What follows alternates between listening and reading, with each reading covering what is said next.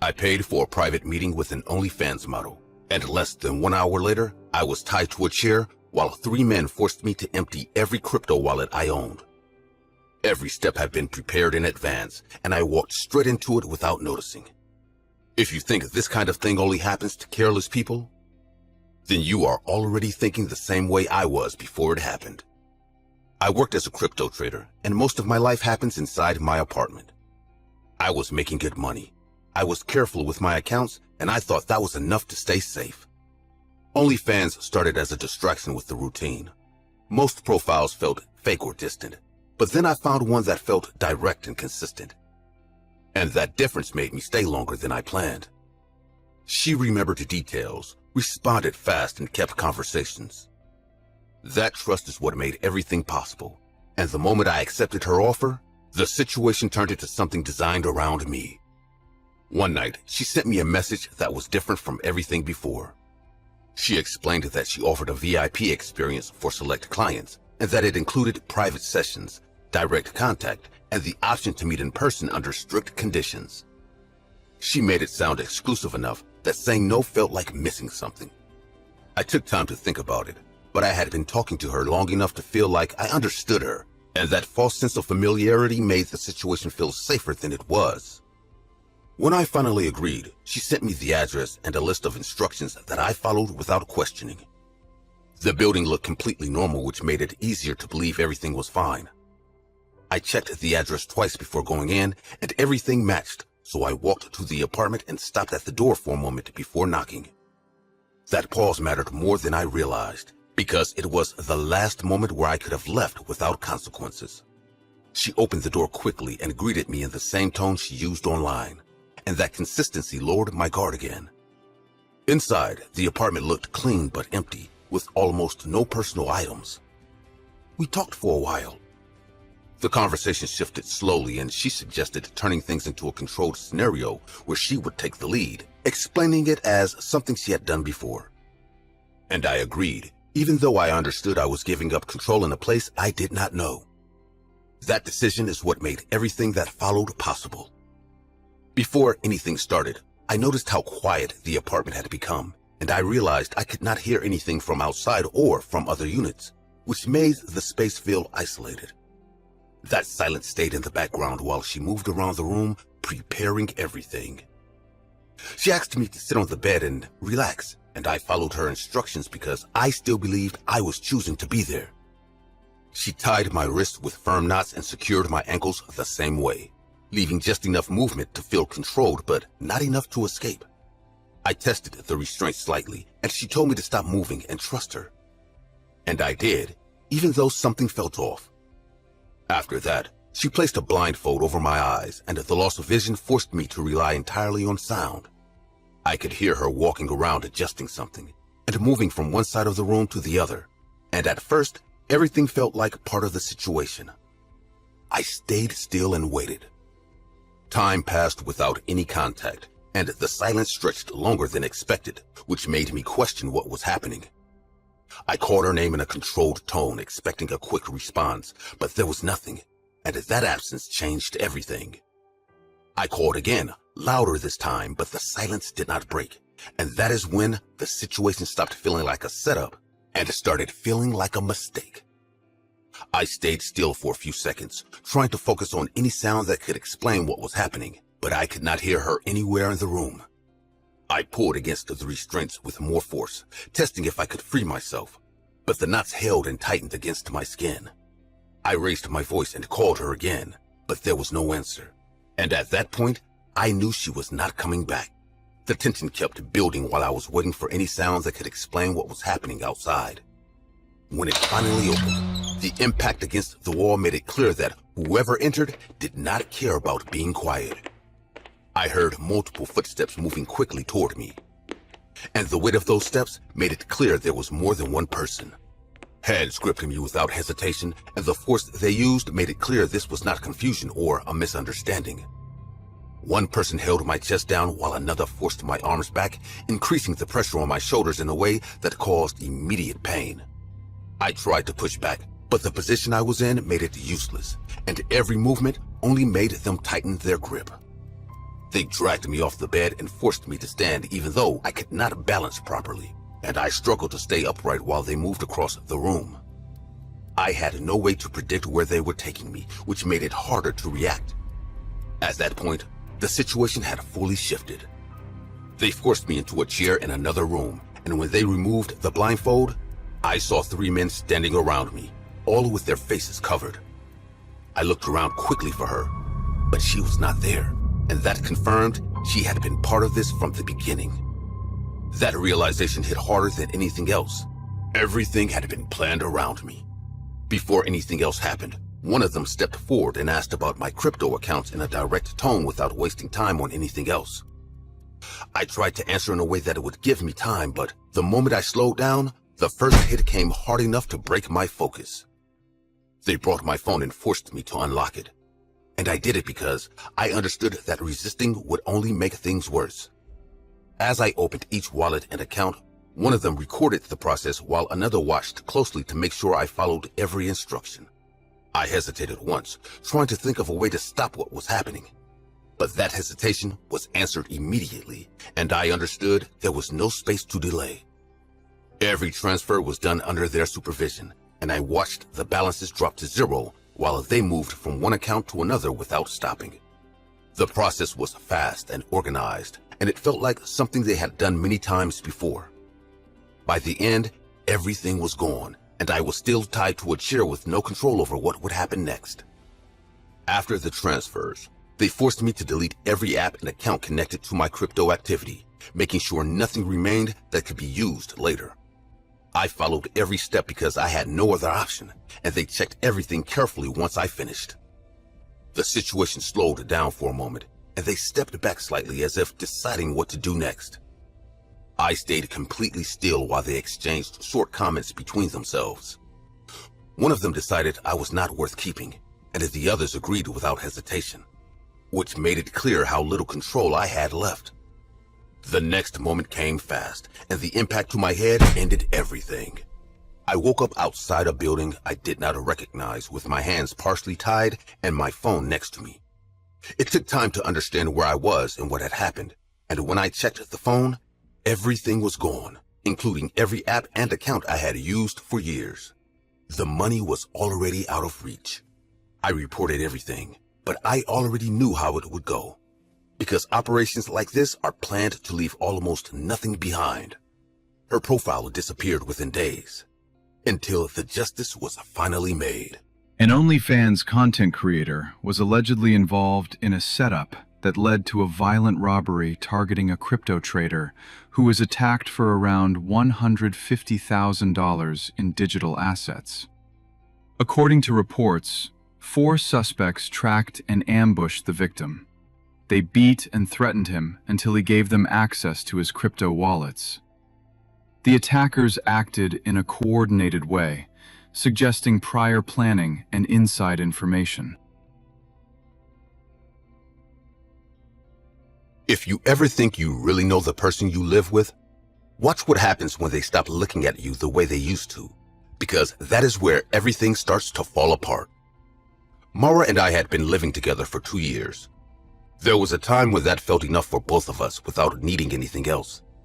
But that changed slowly in ways that were easy to ignore at first. She started smiling more, but not with me. And she spent more time on her phone, reacting to things I couldn't see while I sat next to her waiting for her attention. The moment that stayed with me happened one night when I stood in front of her, trying to talk, and she kept looking at her screen with that same smile, completely unaware that I was there. I didn't say anything, but something in me understood that I was already being replaced by something I didn't fully understand yet. That night she told me about her account. She'd been using the platform for a while now, because her self-esteem was really low and her life lacked excitement. But now she feels desires and truly feels good for the first time in years. Hearing her say that broke my heart. I couldn't believe it. About OnlyFans, she said she wasn't asking for permission and that I needed to respect her decision even if I didn't like it. After that, her mood improved in a way that didn't include me, and that contrast made everything worse. She laughed more, dressed differently, and moved with confidence. but she spent less time with me, and it felt like her real life had moved somewhere else, somewhere I couldn't follow. And that was the point where I made a decision that I told myself I wouldn't regret, even though I already knew I would. I told myself I wouldn't look at her profile, but that decision didn't last, because the curiosity turned into something stronger that didn't let me focus on anything else. One night, while she was asleep next to me, I searched for her account and found it in seconds, and I stayed there staring at her profile longer than I expected. When I finally paid for the subscription and opened the first video, I felt something shift inside of me because the way she looked at the camera was not something I had ever seen before. It wasn't just how she looked. It was how intentional everything felt, like she was giving something away that I didn't have access to anymore. After that, I started checking her account every day, watching every video and reading every comment. And the more I saw, the worse I felt, but I still couldn't stop. I created a fake account and started interacting with her, asking for things that reminded me of what we used to have. And when she responded once, it was enough to keep me hooked. "What do you want exactly?" I stared at that message for a long time before answering it, trying to find something that didn't sound desperate. Something real, not just for everyone. She liked the message, and that small reaction felt bigger than it should have, because it gave me the illusion that I was still reaching her somehow. And that illusion is what kept me going, even when everything inside of me was telling me to stop. I kept talking to her for weeks. It was my way of getting closer to her again. But one night, everything changed. Hours passed without any message from her.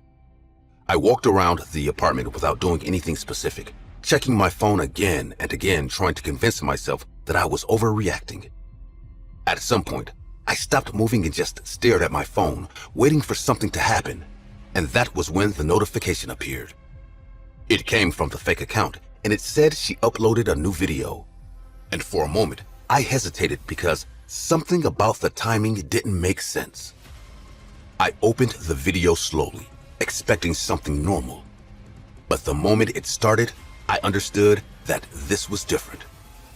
She was sitting on a chair with her hands tied behind her back and her legs secured, and there was something in her mouth stopping her from speaking clearly while she looked directly at the camera with clear fear in her eyes. And that was the moment where I realized I wasn't watching content anymore. Before anything else happened, she tried to move the chair and failed. And the sound of it scraping against the floor made everything feel real in a way I couldn't ignore. She kept shaking her head and making muffled sounds, and I leaned closer to the screen trying to understand if this was staged or something else entirely. The man stepped into the frame, moving in a calm and controlled way that made everything worse, because he didn't need to rush or exaggerate anything. He stood next to her and placed his hands on her shoulder, and when she tried to pull away, he held her in place without effort. "You ignored me when I asked you directly. You thought this would stay online and never reach you. You gave everyone something except me." His voice sounded distorted, but there was emotion behind it, something personal that made it harder to listen to.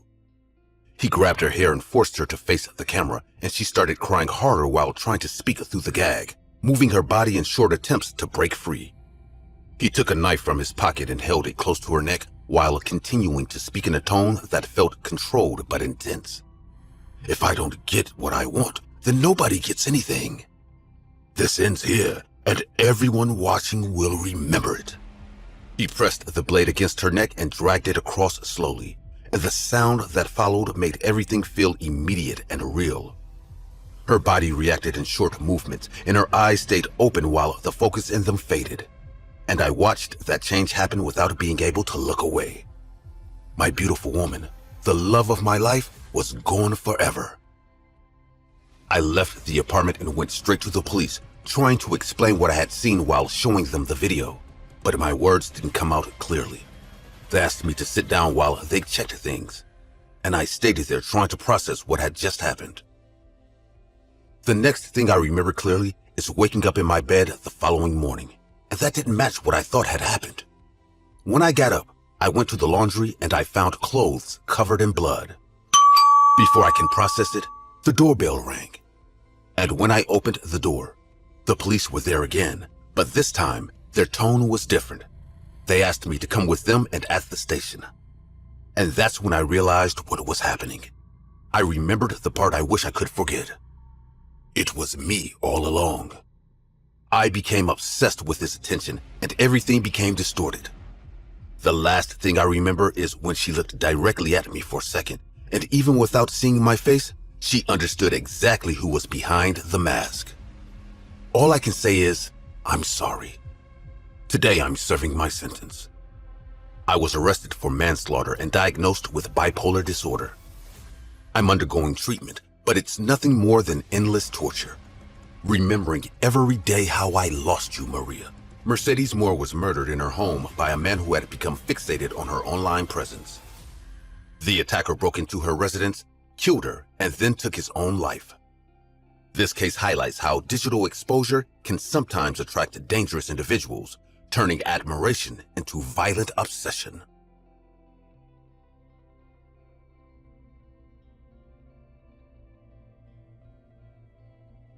What you're about to hear is how my career and my life were ruined in a matter of seconds. It was a lot of money. The client paid me $11,000 for a fetish session, where I took him to the extreme while everything was recorded. I built my entire life around saying yes more often than other people, and that made me successful in a way that felt stable at the time.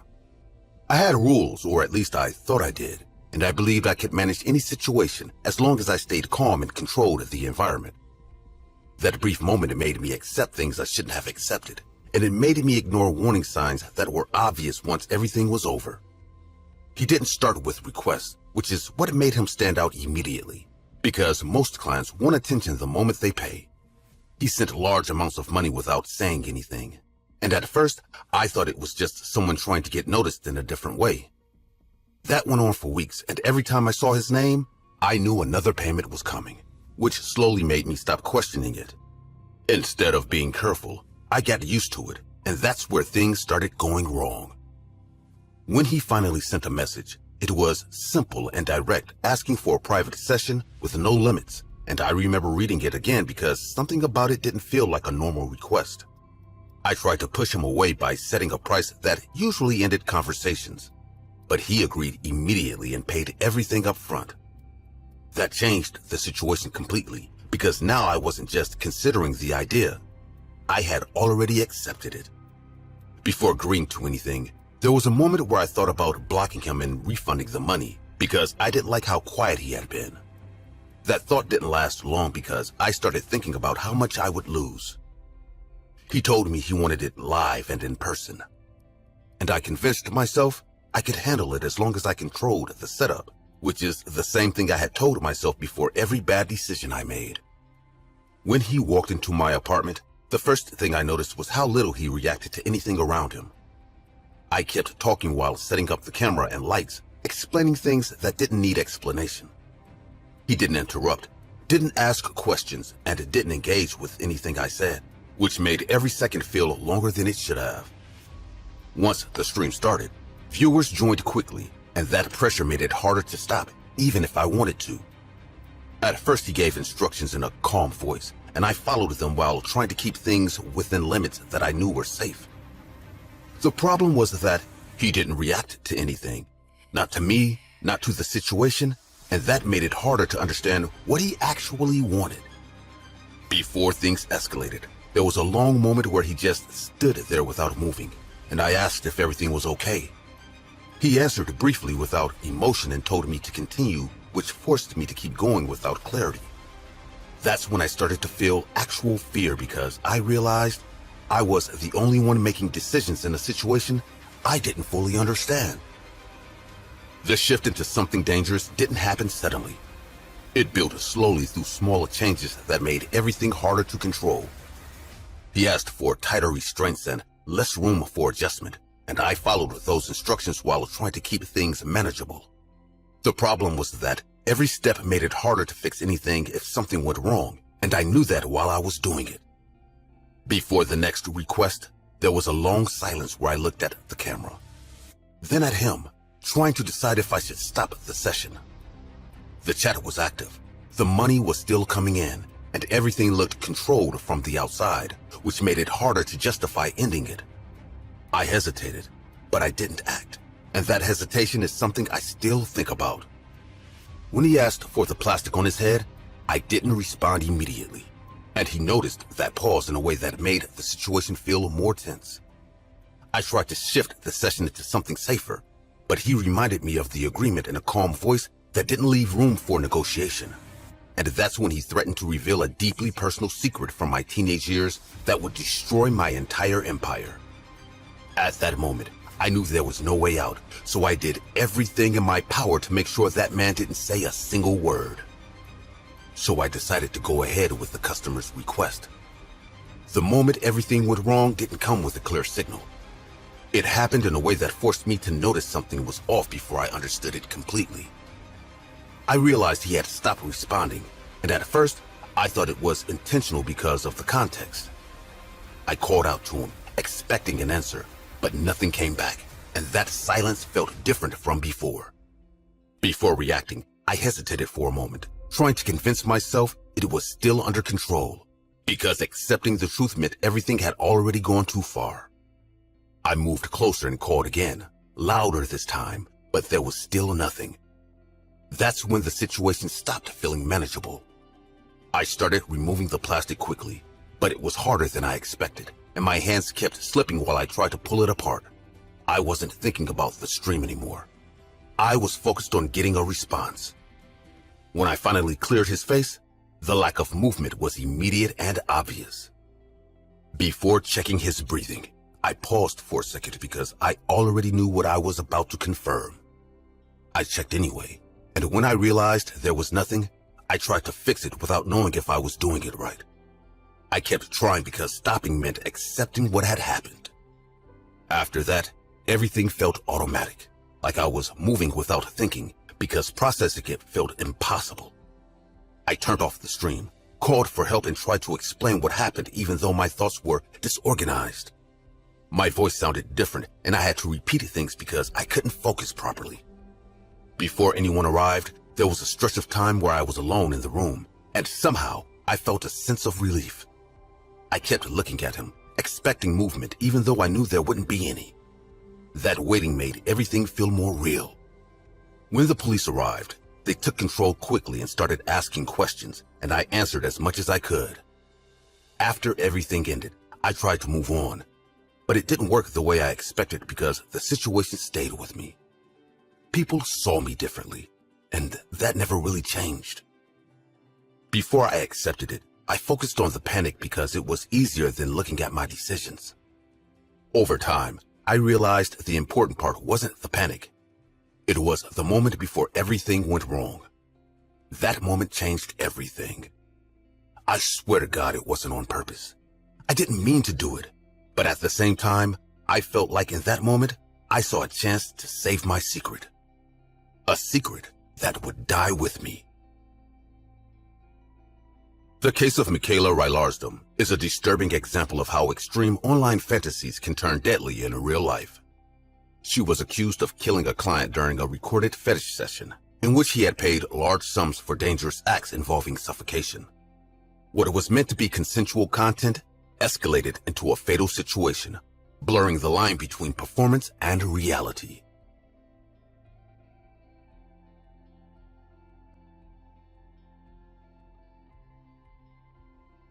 I used to think the worst part of OnlyFans was creepy messages, but one night, a subscriber sent me something. That proved he wasn't watching my content. He was watching me. My name is Alyssa. I started OnlyFans about a year ago. At first it was just for extra income, nothing extreme, just lifestyle content, chatting, requests. Most subscribers were normal. Some weird, but manageable, until one account appeared. Username, Watcher_47. No profile picture, no bio. He didn't ask for anything. He just tipped a lot. $100, $200, sometimes $500 at a time. At first I thought I got lucky, until the messages started. His first message was simple. You should close your curtains at night. I froze. I looked behind me. My curtains were open. I laughed it off. Maybe a guess. Then another message came. Blue looks good on you? I was wearing a blue shirt, not posted, not recorded, just live. That's when my stomach dropped. I replied, "Do you know me?" He didn't answer. Instead, he sent a photo. It was my apartment building, taken from outside, at night, my window clearly visible. After that, things escalated. He knew when I ordered food, when I turned off lights, even when I wasn't online. Every message felt like he was right outside, watching, waiting. One night, I got a message at exactly 2:13 a.m. "Don't turn around." My heart stopped. I was sitting on my bed, facing the wall. Slowly, I felt it, that feeling, like someone was behind me. I grabbed my phone tighter. Another message. Too late. I turned around, and the front door was slightly open. I was sure I locked it. I stood up slowly and walking toward it. Every step felt wrong. Then suddenly, my phone buzzed again. A photo. It was me, standing, in that exact moment, taken from inside my apartment. Twist ending, 6:10 to 7. I don't remember what happened after that. The police report says I disappeared that night. No forced entry, no struggle, just gone. My phone was found on the floor, still open, still logged in. That account, Watcher_47, it's still active, still tipping, still messaging. Other creators now report receiving the same texts. And the last message sent from my account wasn't written by me. It said, "I found someone new to watch." On the streets of western Pennsylvania, there's a particular legend that has been passed down for generations. Many men and women tell tales of this urban legend while they sit around campfires at night, and even children whisper stories of it amongst themselves whenever it's getting dark out. I'm sure the story's been told over 1,000 times by now, but for those who don't know, this infamous urban legend tells the tale of a very peculiar man. The man goes by many names, but he's widely known as the Green Man. It often depends on who's telling the story, as some people refer to him as Charlie No-Face, while others call him the Glowing Man. However, regardless of the many names he's known by, the legend of the Green Man mostly remains the same. It tells the tale of a glowing green man who roams the streets of western Pennsylvania. It is believed that there is a deep and endless black hole where his face is supposed to be. The man has no eyes, no nose, which is what led the locals to often describe the Green Man as Charlie No-Face. The faceless man is also said to be missing an arm, and those who've claimed to have seen him often say that both his skin and clothes glow eerily green in the dark. He also keeps one foot on the gravel and the other on the pavement while walking, and many believe that he does this because he's neither man nor ghost, stuck between two worlds, cursed to walk for an eternity. There have been several reported sightings of the faceless Green Man on the roads of Coppell, Newcastle, Youngstown, New Galilee, and some people have even sworn to have seen him on the streets of Elwood City. No matter how much time passes, these supposed sightings don't seem to show any signs of stopping, as there's always a new story of someone who saw him in their rearview mirror while taking a late-night drive on Route 351. With all that being said, I'm not here to tell you another story of the infamous Green Man, because, as I mentioned earlier, I'm sure you've heard the legend several times by now. The events I'm here to tell you about happened many years before the existence of the Green Man and Charlie No-Face. I came across this story in a very peculiar journal entry written by a man named Scott. The journal was one of the oldest I'd ever seen, dated all the way back to the 1920s. It was given to me by Scott's granddaughter, Abigail, a few years after his passing. She told me to read the words her grandfather had written on the 13th of October, 1926, when he was just 15 years old. Abigail said she'd been meaning to share this bizarre story her grandfather had often told her as a child with the world. It was a tale Scott recounted many times throughout his life, and she hoped that sharing it would not only preserve the events of that night, but also honor the memory of the unique boy her grandfather had described in his writings. Abigail's grandfather, Scott, had begun the surreal journal entry with this. It's the 13th of October, 1926, and just like every other day in this place, today started off really terrible. Pa was yelling at me at the top of his lungs, telling me that I wasn't sick and that I should get off my ass and go to school. Ma tried to calm him down, but there was nothing she could do when he got like this, and he usually directed most of his anger towards her whenever she tried to defend me. I can still remember the look of disgust in Pa's eyes as he looked at me and said, "Sometimes I wonder where you even came from, because you ain't nothing but a loafer who's mooching off me and your mother. And I know you're not sick. You're just hiding out here like a pansy to avoid those boys at school. No real son of mine would ever act like a sissy and avoid a fight."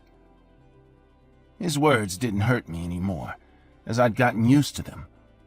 But I knew if I didn't leave, he'd start yelling at my mother for coddling me too much.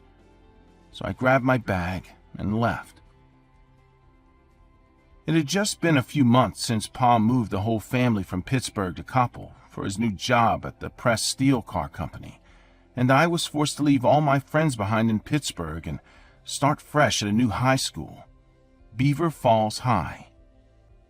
As I boarded the trolley to school, that usual uneasy feeling crept into my belly. I was scared. I never knew why they singled me out. I always hoped they'd leave me alone, but every morning, like clockwork, 3 boys, Billy, Don, and Ryan, would be waiting at the school entrance to beat the stuffing out of me. I never did anything to them, and I'm guessing they just hated me because I was the new kid. Like most of the previous mornings, they surrounded me when I got to school.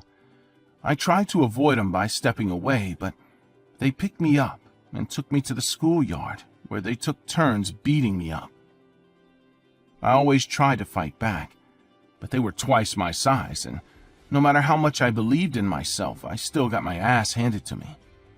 I'd memorized most of their insults by now, as they often called me Four Eyes, Nancy Boy, Mollycoddle, and Stupid Pill. Both the insults and their beatings would go on for a while, and they wouldn't stop until I was injured or coughing blood. They would then leave me there to pick myself up, and I would spend most of my classes covered in bruises, but no one really cared, not even my teachers or the principal. As I made my way back home that day, I couldn't help but think how things were much easier in Pittsburgh. My father didn't yell as much when we were there. My mom smiled more often, and I had friends at school. When I got home, my mother was worried after she saw the bruises, but my father started yelling at me again. He said I should fight back and win, or I wasn't his son. I ran out of the house that night around 9 p.m. I didn't really know where I was going, but all I knew was that I had to get out of there. I kept running and didn't stop until I reached Route 351. I eventually found myself at the stretch near the old bridge, catching my breath. A lot of thoughts ran through my mind that night. I started thinking about how I could never go back home, and how I could probably find work at one of the nearby steel plants to support myself. I knew my absence would break my mother's heart, but I just couldn't stand being in that house anymore. It wasn't just the house, it was the entire small town of Coppell, and even the wider Beaver County. I hated it there, and I wanted to go back home. I wanted to scream into the night, but I stopped when I heard a familiar voice say, "Is that you, Four Eyes?" I turned around to see the 3 boys who tormented me every day at school. They were all holding bottles of bootleg beer and reeked of alcohol. I started to run again, but They caught up with me in no time. They surrounded me now, and Don was about to throw the first punch. But he stopped when he heard someone coming. At first, I thought it was a very short man holding a stick. But as he inched closer, I realized it was a boy, probably around my age. He wore darkened glasses and a bright green shirt, and he walked in an odd way, keeping his right foot on the pavement and his left foot dragging in the gravel. As he got closer, Billy shouted, "Who the hell are you?" The boy responded, but I couldn't make out what he had said. Don violently shoved him and yelled for him to speak up. That's when his glasses fell off, revealing his face. I don't think I've ever heard such guttural screams in my life. For some reason, Don, Ryan, and Billy were all yelling at the top of their lungs. They started to bolt, clamoring over each other as they tried to get away. Don tripped and fell head first on the pavement. His nose was bleeding now, but he still got up and ran, with Billy and Ryan following behind him. Confused, I got up and asked the boy if he knew what was wrong with him, but before he could answer, I saw his face. I could tell he'd been in a terrible accident. He'd lost his eyes, lips, nose, parts of his jaw, and even his skin. I also noticed that his left arm was severely damaged, maybe from the same accident. I won't lie. I was scared at first. But all my fear vanished when the boy said, "Hi, I'm Ray. Do you have any cigarettes?" His voice was muffled and warped, but I could still understand most of what he was saying. I told him I didn't have any cigarettes. He nodded and then asked, "Did you catch the last doubleheader against the Braves on the 25th? About 18 days ago. We gave our all this season and still placed third. I'm sure we could go all the way next season." Hearing Ray talk about the Pittsburgh Pirates' final baseball game that season shocked me, as I was a huge Pirates fan. I even had a few balls signed by the players from when my uncle used to take me to the games back in Pittsburgh. Happy to talk about my favorite baseball team, I asked, "You a Pirates fan?" Ray then responded, "Of course I'm a Pirates fan. They're the best team in the world. Did you know that Traynar's batting average was over 300 this season?" As I mentioned earlier, Ray spoke in a very indistinct manner, but I could tell from the tone of his voice that he was excited to talk to me about the Pirates. We walked down the road for a while, and he kept sharing baseball statistics about the Pirates as he spoke. I watched how he guided himself with his stick since he couldn't see, keeping one leg on the pavement and the other on the gravel to avoid staying too close to the main road. We talked for what seemed like hours that night, and I remember a warm feeling in my chest as Ray was the first person to talk to me outside of my parents since I arrived in Koppel. Eventually, it got really late, and Ray said he was heading home and that I should too. I don't know how to explain it, but talking to Ray had calmed me down, and I'd forgotten most of the anger I'd felt earlier. Before we parted ways, I told him my name was Scott and that it was nice to meet him. Things changed a lot for me after that night. Meeting Ray was an eye-opener, as I realized there were people out there with far bigger problems than mine, yet they still persevered through it all. So I decided that from that day on, I was going to do the same. I didn't see Don and his gang at the school's entrance the following morning for the first time in months. I'm guessing they didn't want me to tell people what had happened the night before, so they probably found another kid to pick on. The next night, after my mother put me to bed, I snuck out to Route 351 to see if Ray was there so we could talk about baseball. Unfortunately, my mother caught me when I came home and forbade me from leaving my room again at night. I dreamt of Ray that night and often wondered where he was and what he was doing. He also came to mind whenever my father talked about the Pirates. Sometimes I wonder if Ray was even real, or if my bullies had beaten me so hard earlier that day that I imagined the whole thing.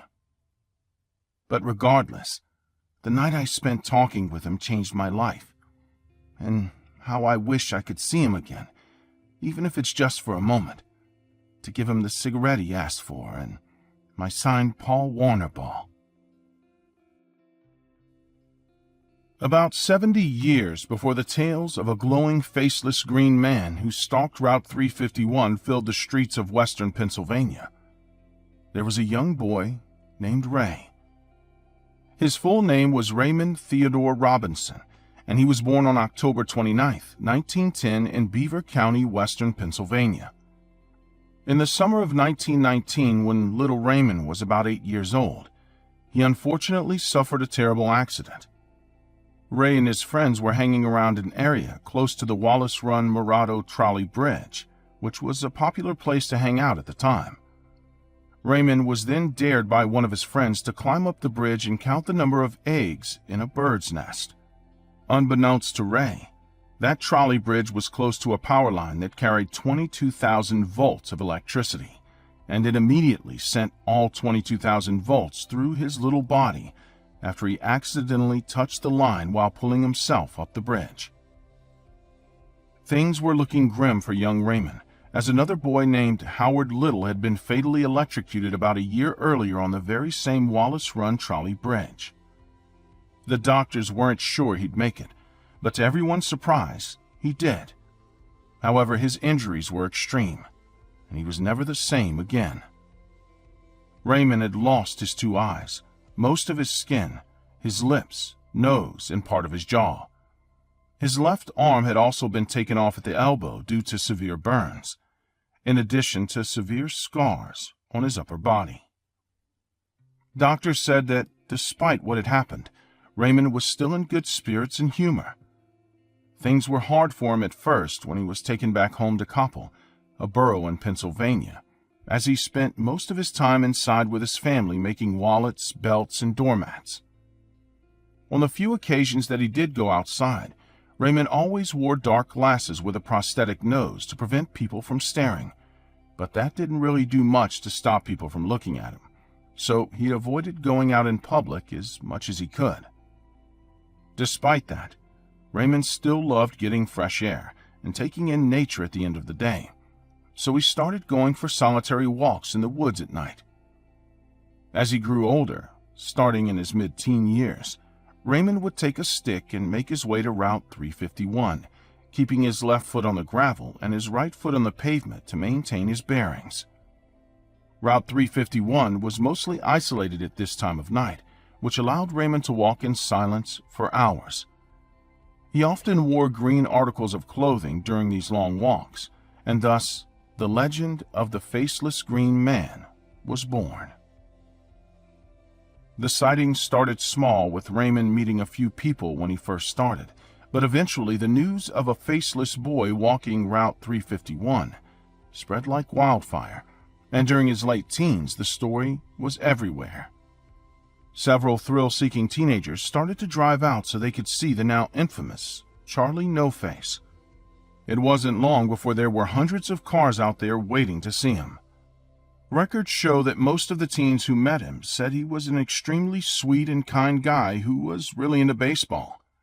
Even though he went out there to avoid the attention and the gawking, he would sometimes share a story in exchange for some cigarettes or a beer when he was older. Most of these teens even took pictures with him and often bought him beer and cigarettes. Raymond's mother, a widow named Anna Robinson, and the rest of his family started getting worried about his late-night walks, and his mother would often stay up until he returned safely.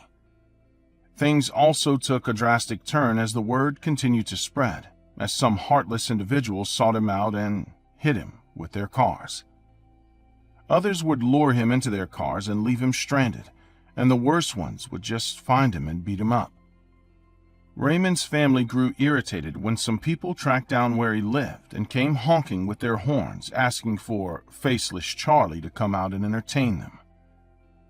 Despite all this, Raymond still retained his incredibly kind and high spirits, and he continued going on his walks, sometimes avoiding the attention whenever he could.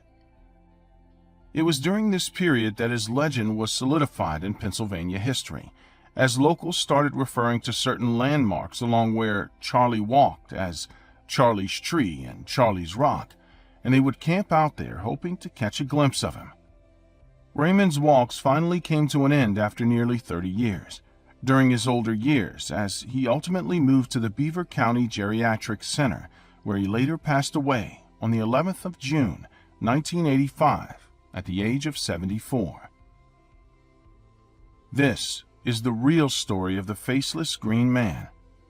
Those simple walks Ray took at night to get some air led him to become the infamous Green Man legend that is often used to terrify children across the state of Pennsylvania. With his true story now told, I hope most people realize that deep beneath the scary legend of the Green Man and Charlie No Face, there was a very real person whose name was Raymond Robinson.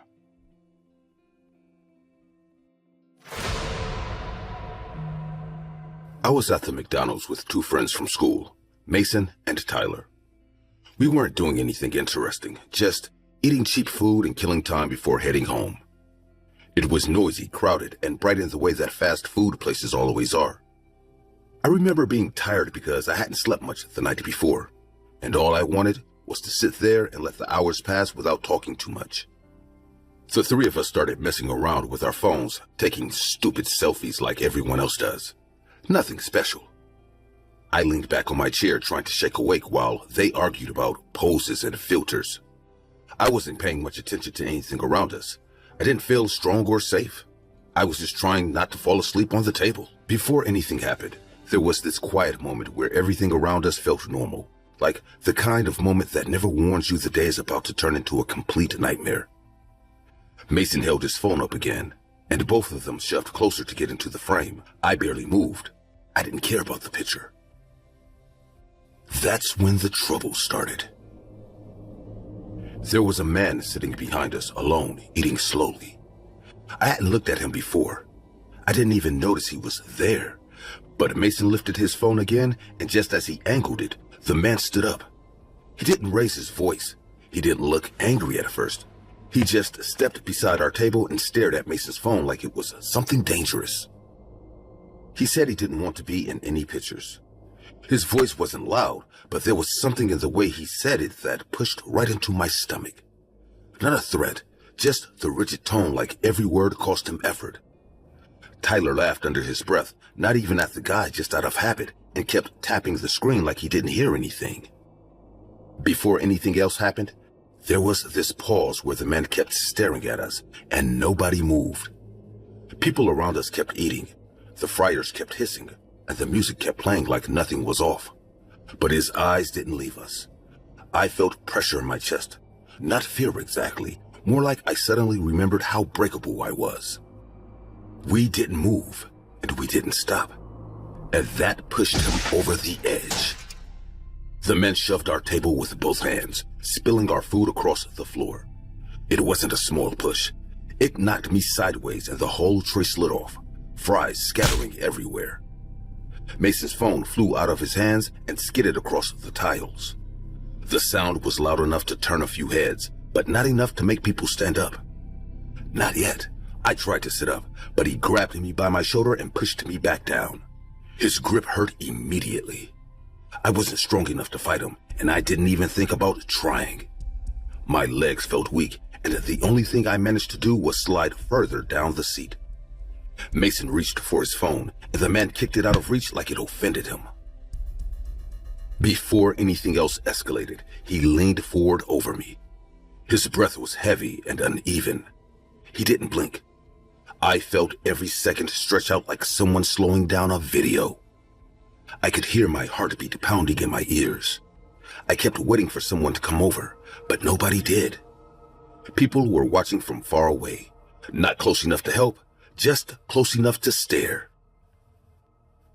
Then he attacked. He grabbed me by the front of my hoodie and yanked me up so hard, my neck snapped forward. My feet barely touched the floor. He slammed me against the edge of the table he'd just knocked over. I couldn't breathe for a second.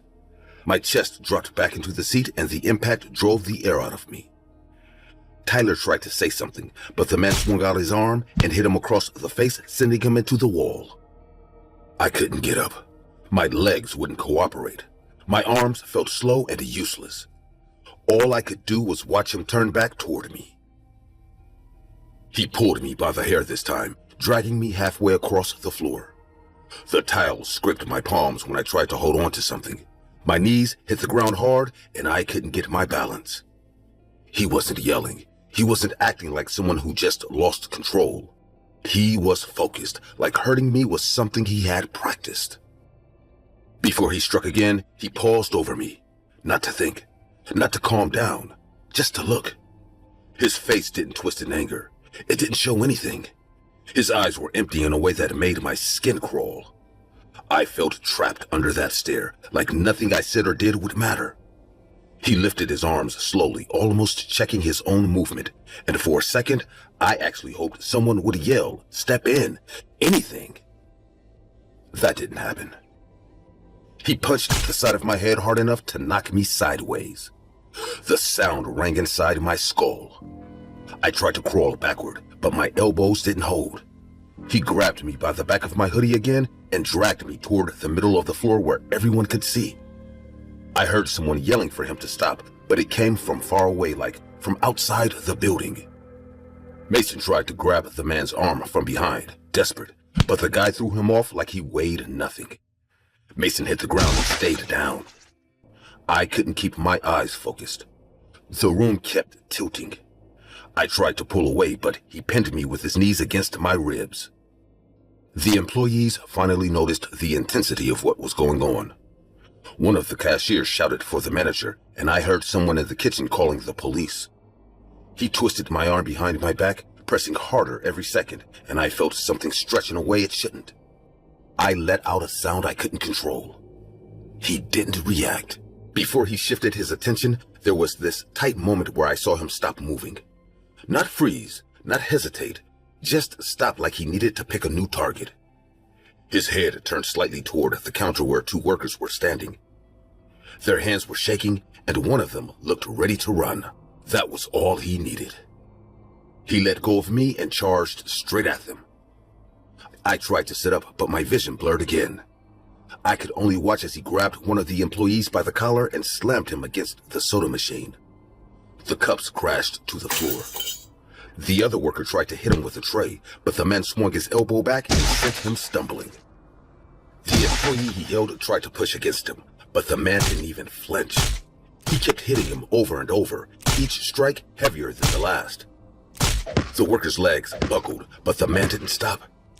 Nobody who tried to approach made it more than a step before backing off. He kept going until the employee fell limp in his arms. I couldn't stand. I could barely lift my head. All I saw was the man tightening his grip around the worker's throat. Sirens finally broke through the chaos. The doors swung open and officers rushed in. The man didn't drop the worker right away. He turned his head toward the sound, his chest rising fast but steady, like he wasn't worried. The police shouted commands at him, stepping closer with their weapons drawn. Before they reached him, I felt a moment of rising panic. The kind where you expect him to pick the nearest person and make everything worse. He shifted his stance slightly like he considered something I didn't want to imagine. His grip tightened around the worker on the floor. Then the officers hit him from the side, tackling him down. His arms were forced behind him, pressed to the ground. He fought back, not in a wild way, but with the strength of someone who didn't care about breaking anything in the process. It took 3 officers to pin him. One of them kept shouting for him to stop resisting. They eventually got the cuffs on him, dragging him up from the floor. The worker he nearly killed was carried away by 2 employees. I saw his face only for a second. He wasn't moving. The man, Stevens, kept his eyes forward as they hauled him outside. I found out who the man was a day later, lying in the hospital bed with my arms strapped and my ribs wrapped. A nurse left the TV on and his face showed up on every channel. His name was Steve Stevens. He wasn't just some random guy at a McDonald's. He was the man police had been hunting since the day before. Steve Stevens is known as the Facebook Killer after murdering an unknown elderly man and uploading the video to social media. In 2017, he was arrested at a McDonald's after employees recognized him and detained him later, handing over his food. Stevens left in his car before the police arrived, and after a brief chase that same day, shot himself. My name is Jose, and I'm the one who walked out of that place alive. I didn't walk out because I was brave or because I did something special. I walked out because my body decided not to shut down when everything around me was turning into a crime scene. For years, people asked me to talk about it, but I never managed to tell a straight story. This is the closest I've ever been to doing it. I used to work the night shift at a McDonald's in Nashville. I wasn't trying to build a career there, I just needed money. The place was always quiet after closing, the kind of silence that made every noise sound wrong. I usually cleaned, stocked, and waited for the hours to pass. Nothing ever happened. Nothing ever changed. That night started like any other. The crew was tired, talking about going home, about the food, thinking about sleep. I was wiping down a table, trying not to drag the shift any longer than it needed to be. Outside, the parking lot was empty, except for a few cars. It looked normal enough. I didn't have any warning. No strange vibes, no sense of being watched. The day didn't feel special or marked. It just felt like another late shift. And then it didn't. We were already closing when I heard footsteps outside. At first, I thought it was someone who forgot their order, or maybe a car pulling in late. The sound wasn't loud, but it was steady, like someone circling the lot. I tried not to care, but the steps didn't fade. They got closer. One of the guys went to take out the trash. He pushed the back door open and stepped into the alley. The moment he left, the air inside the restaurant felt heavier, like we had just lost whatever thin layer of safety the walls gave us. I kept waiting for him to come back with the bin, complaining about the cold. But he didn't. We waited longer than usual. Somebody muttered that maybe he was messing around, taking a smoke break that he wasn't supposed to take. No one volunteered to go check. I don't blame them. None of us wanted to step outside with those steps still echoing in our heads. Then there was a knock at the front door. Calm, slow, repetitive. Whoever was outside wasn't trying to break in. They were waiting for us to open. We gathered near the front counter, trying to decide if we should answer. There was a gap in the blinds, and one of the girls peeked through. Her breath caught in her throat, and she stepped back without speaking. That alone was enough to make everyone freeze. Before we reached her to ask what she saw, the knock came again. Same rhythm, same patience. I tried to stand behind someone taller, but my legs didn't cooperate. I didn't feel brave. I didn't even feel scared yet. I felt cornered before anything even happened. The tension built slowly. No threats, no shouting, no pounding on the door. Just the steady presence of someone who knew we were inside and wasn't in a hurry. We didn't hear cars. We didn't hear movement beside the footsteps shifting weight. Then the knocking stopped. The silence wasn't a relief. It made everything worse. Everyone strained their ears in different directions, trying to track any sound outside. Seconds later, the back door burst open. He stormed in holding a gun and wearing a face that didn't match the world. I didn't recognize him that night. But later, I learned his name was Paul Dennis Reed, the fast food killer. But the version of him that entered wasn't like the man in the news later. This one twitched, flinched at noises we couldn't hear, moved like he was fighting something inside his skull. He pushed one of the managers to the ground and ordered all of us to line up. I ended up near the middle, barely able to keep my legs straight. He kept scanning every corner of the room like he was expecting someone to jump out of the walls. The tension rose again when he walked behind us, muttering something to himself, gripping the gun like it was an extension of whatever was tearing his brain apart. He paced back and forth, tapping the metal against the tables. No pattern, no logic. The others tried to stay quiet, but their breathing gave them away. Then he pointed the gun at the first person in line. Before he did anything, he paused. He didn't do it out of mercy. He paused because something inside him shifted, like a thought that redirected his violence. He looked at the ceiling, at the walls, at us again. His eyes jittered between us so fast that it felt like he couldn't pick a target. We stayed frozen. No one dared move. The silence stretched so long that my eyes started ringing from the pressure. I kept wondering if I would hear the shot that killed me or if everything would just stop. Then he grabbed the manager closest to him and dragged him toward the freezer. That was the moment I knew things had gone beyond the robbery. There was no strategy, no demands, just chaos directed by a man whose mind was slipping. We followed his orders because there was nothing else we could do. He forced us into the freezer area, then changed his mind halfway and pushed us back out. He couldn't stick to a plan. His behavior wasn't steady. It swung from calm to violent in seconds. He aimed the gun at another co-worker. His hands were shaking, not with nerves, but with some inner tension he couldn't control. His breathing was fast, almost animal-like, like he was reacting to a danger no one else could see. Then, without warning, he shot the first one. The noise broke something inside the room. People screamed, some fell to the ground, others froze. My body reacted before I could think, and I dropped to the floor. I didn't check if I had been hit. I just stayed down because that gave me a chance. He shot again and again. Each shot cracked through the building and cut off another voice. I kept my face down against the tile, hoping the blood around me wasn't mine. The tension didn't disappear after the shots. It turned into something worse. The room went silent except for his footsteps. He was checking bodies. He wasn't rushed. He wasn't panicking. He was following some internal rule only he understood. I kept my breathing as shallow as possible. Blood was spreading under me, warm against my skin. I didn't dare move to wipe it. I didn't dare flinch when something heavy was dragged nearby.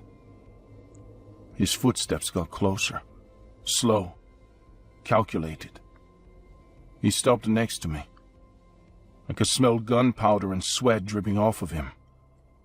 He stood for a full second, maybe two, long enough that I felt every beat in my chest pushing against the floor. I knew that if he crouched, I was done. He didn't.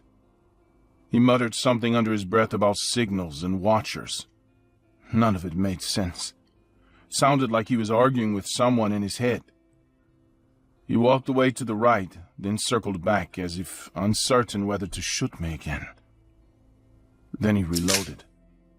The sound of the magazine sliding in almost made me jerk, but I held still. He shot the last survivor beside me, the one who wasn't fully down yet. The sound echoed against the walls and made my ears ring harder. I waited. I didn't know for what. Maybe for him to leave. Maybe for a chance to crawl somewhere else. My face was pressed into a puddle that wasn't mine, and the smell made it hard to keep my stomach steady. Finally, his boots moved toward the back exit. The door slammed. Silence returned. But it wasn't real silence. It was the kind that still holds the echo of everything that just happened. I stayed on the floor longer than necessary because I didn't trust my body to move without making a noise. I got up slowly. My legs barely responded. Everything around me looked wrong. The walls, the tables, the bodies. I didn't let myself look at their faces. I stumbled toward the front counter, slipping twice on the floor. The tension rose again, when I heard movement outside. I thought he had come back. My chest tightened so badly I couldn't breathe. I crouched behind the counter, shaking uncontrollably, waiting for the door to open. But it wasn't him. It was sirens. Someone outside had seen him leave and called the police. Flashing lights filled the room. I tried to stand, but my legs buckled, and I hit the floor. Officers came in, shouting orders, but all I heard was noise. They carried me out. I remember looking back once, just to be sure he wasn't chasing me. My brain refused to calm down. Even in the hospital, when doctors checked me for injuries, I expected Reed to burst through the door. That didn't stop for months. They caught him later, Paul Dennis Reed. The man who walked into our McDonald's wasn't just a criminal. He was already on a trail of killings across fast food places in Nashville. He had murdered co-workers at Captain D's, 2 girls from a Baskin-Robbins. He didn't rob for money. He moved with a kind of broken logic, driven by paranoia and delusions that twisted every thought he had. People later said he wanted the world to notice him. Others said he thought the government was tracking him, pushing him toward violence. Some claimed he believed he was cleansing places that hid signals only he could detect. I don't know which version is true. I only know the one that stood inside my workplace, twitching like his mind was splitting him apart. He died in prison years later, not by execution. His body gave up before the system did. I lived. I don't know why. It wasn't courage. It wasn't strategy. Survival just happened to me.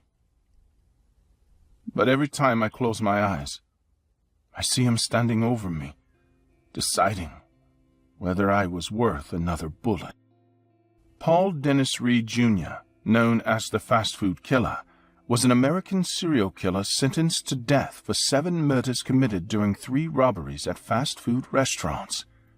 His robberies were notable for the brutality of his attacks and for the torture of his victims. I came back from work later than usual, tired and trying to keep my eyes open. My kid, Alan, was in the back seat asking nonstop about the toy inside the Happy Meal. He was excited and I just wanted him to eat and go to bed. We parked outside the house and he ripped the bag apart before I even unlocked the front door. He froze for a second, holding something that didn't look like a toy at all. He handed it to me with this confused look. It wasn't plastic, colorful, or safe for a kid. It was a metal piece shaped like a torn dog tag. The edges were sharp, scratched, and filthy. There were no logos or cartoon characters, just a faded letter carved into the side. It didn't belong in a meal for children, not even by accident. I kept staring at that thing, annoyed at first, but something about it made me put it aside instead of tossing it. I didn't know if it was dangerous, but it definitely didn't come from the normal toy line. I checked the bag again, thinking maybe it was a mistake by the staff. Alan didn't care anymore. He had fries, and that was enough for him. I told myself I'd go back to the restaurant after dropping Alan at school the next morning. It felt like the right thing to do. But I didn't really understand why I felt so tense keeping that metal piece inside the house. It wasn't fear, but it pushed against my nerves in a way I couldn't explain clearly. The next day after leaving Alan at school, I kept the metal piece in my pocket and drove to the fast food place. I wasn't expecting anything dramatic. I just wanted them to take the thing back, apologize, and hand me the proper toy.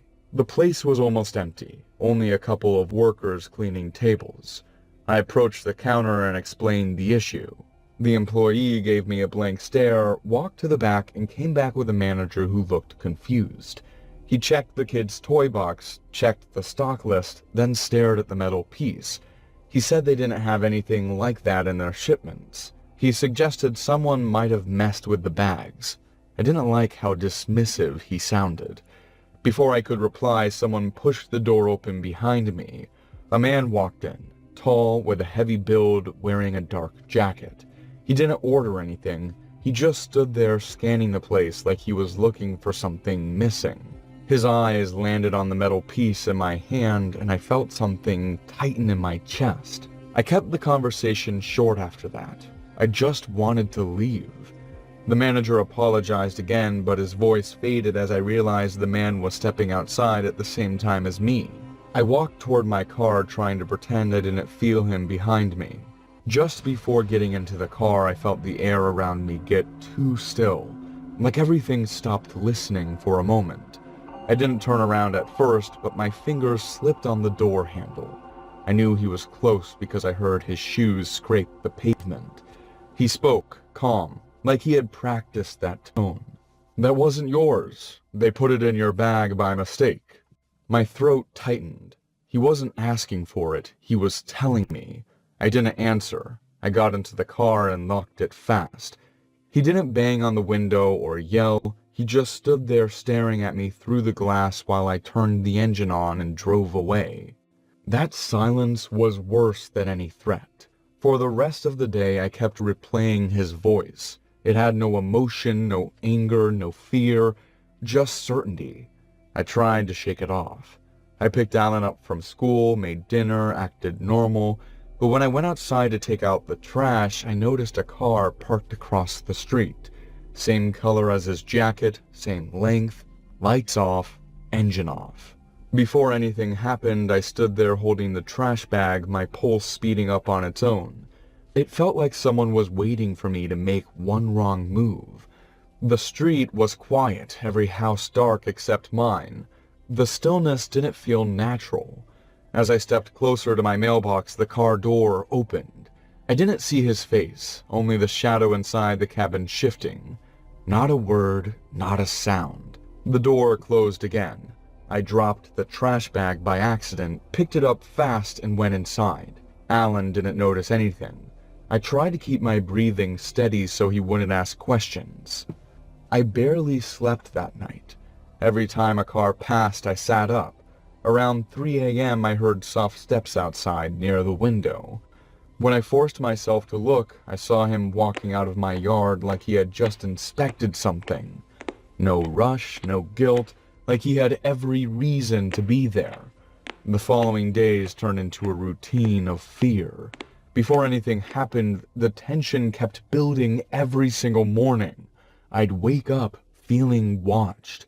Even simple tasks, like opening the curtains, felt like I was stepping into a trap. Alan noticed I was acting different, but I told him I was just tired. He appeared everywhere. Near the school parking lot, at the gas station, standing at the far end of the grocery store aisles. He didn't approach me again, but he didn't hide either. He wanted me to see him. He wanted me to know he was close. Always close. One night, I heard the sound of something hitting the side of my house. Before checking, I froze near the living room door, listening for more. There was no wind, no animals, just that single hit, followed by slow dragging steps moving along the wall until they faded.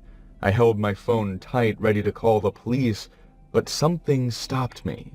I didn't want him to see me panicking next to the window. The next morning, I found small scratches near the back door. Not deep, not violent, but intentional. Like he wanted to let me know he could open it if he tried harder. I stayed inside the house all day, checking the windows every few minutes. He didn't show up. That quiet drove me even more restless. By the time I finally went to the police station to report him, I was exhausted. I gave them his description, the plate number I memorized, everything I could. They told me they'd patrol the area. They told me to stay calm. The moment I stepped outside the station, those words lost all meaning. Before reaching my car, the sidewalk felt too empty. No cars passing, no people walking, just silence thick enough to make each step louder than it should be. I kept checking my surroundings, but nothing moved. When I reached the car door, someone grabbed my arm from behind. Another hand covered my mouth. My knees almost buckled. They didn't give me time to scream. Two men dragged me backward while the man from the restaurant opened the trunk of a car nearby. His expression didn't change at all. The tension before they threw me inside was unbearable. I could hear Alan's name in my head like a reflex, and every sound outside felt like a countdown. I kicked, twisted, tried to break free, but they were stronger. They pushed me into the trunk and slammed it shut. The car started moving fast, turning sharply. I hit my shoulder against the metal wall inside. I tried to scream, but the sound drowned under the engine. I felt every bump on the road, the car swaying as if the driver was losing control. A few blocks later, the car jerked violently. Tires screeched. There was a crash so loud it shook my entire body. The trunk bent inward. The car stopped against something hard. I could hear one of the men groaning in pain. Someone opened a door and ran away, limping. The others didn't move. A long moment passed before anything happened. My breathing was rough, and I forced myself to stay still because every small sound felt like it could attract whoever was still alive.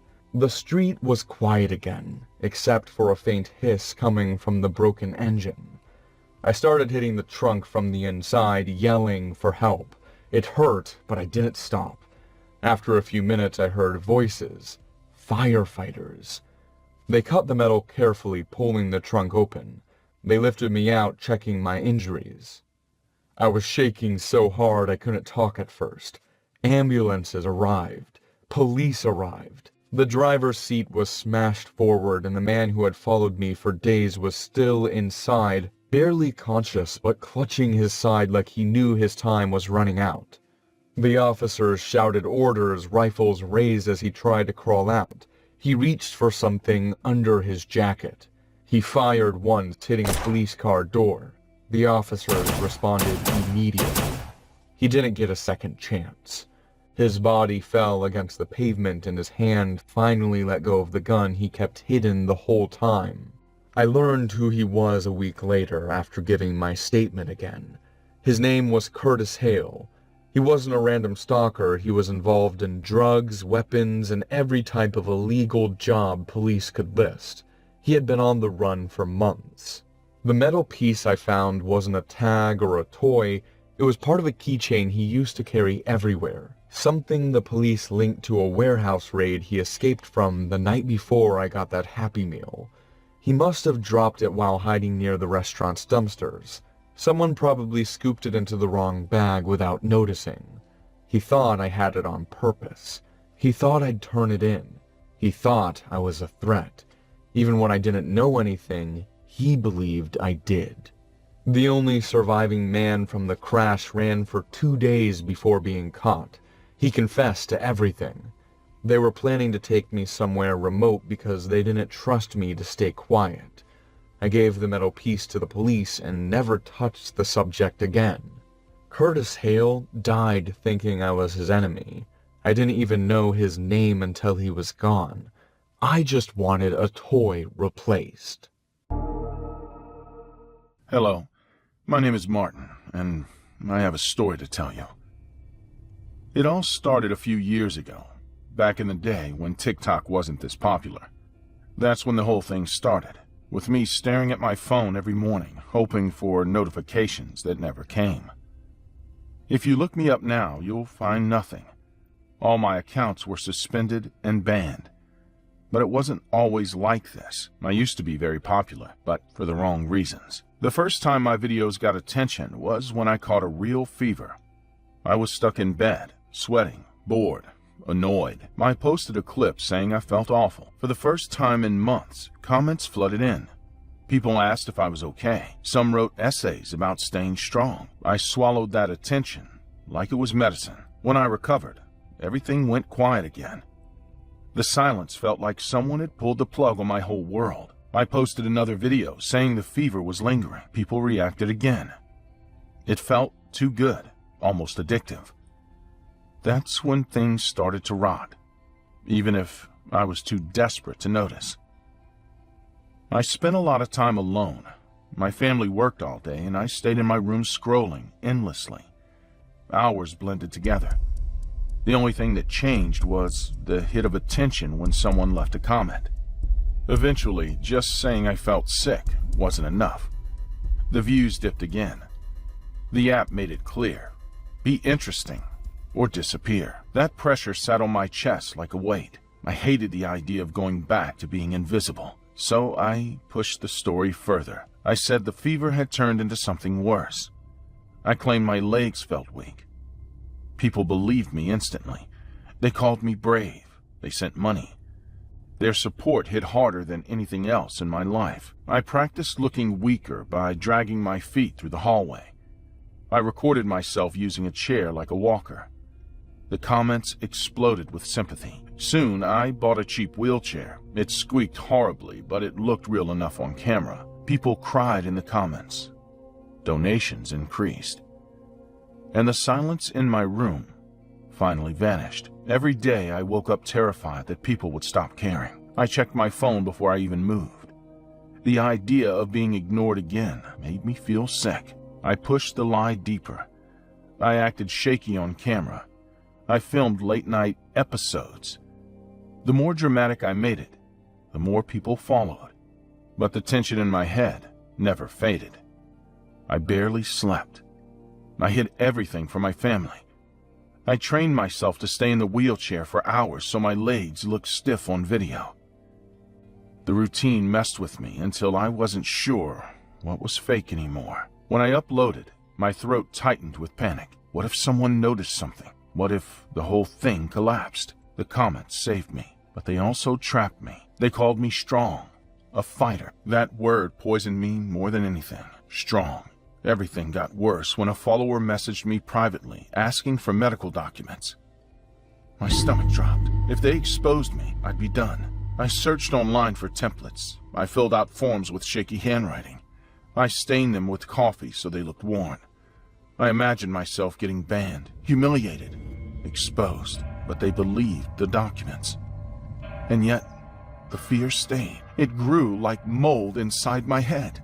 When the donations slowed again, something snapped. I looked at the wheelchair, at the camera, and my empty notification bar and felt concerned. If I couldn't keep faking it, then I needed to prove something real. The idea came quietly. Show them something dramatic enough that they'd never doubt me again. My family had no idea. They thought I was dealing with some rare condition. I hid everything. Chairs, receipts, packaging.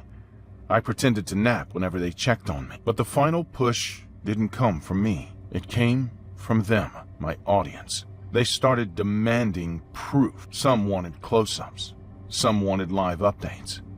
Some wrote things that felt more like orders than comments. If it's that bad, show us. Don't cut the video next time. We need to see something real. I should have logged off. Instead, I reread those messages until the pressure twisted into something worse, a sense of obligation. That's when I hid a small tool in my room, convincing myself I'd only pretend to use it for a video.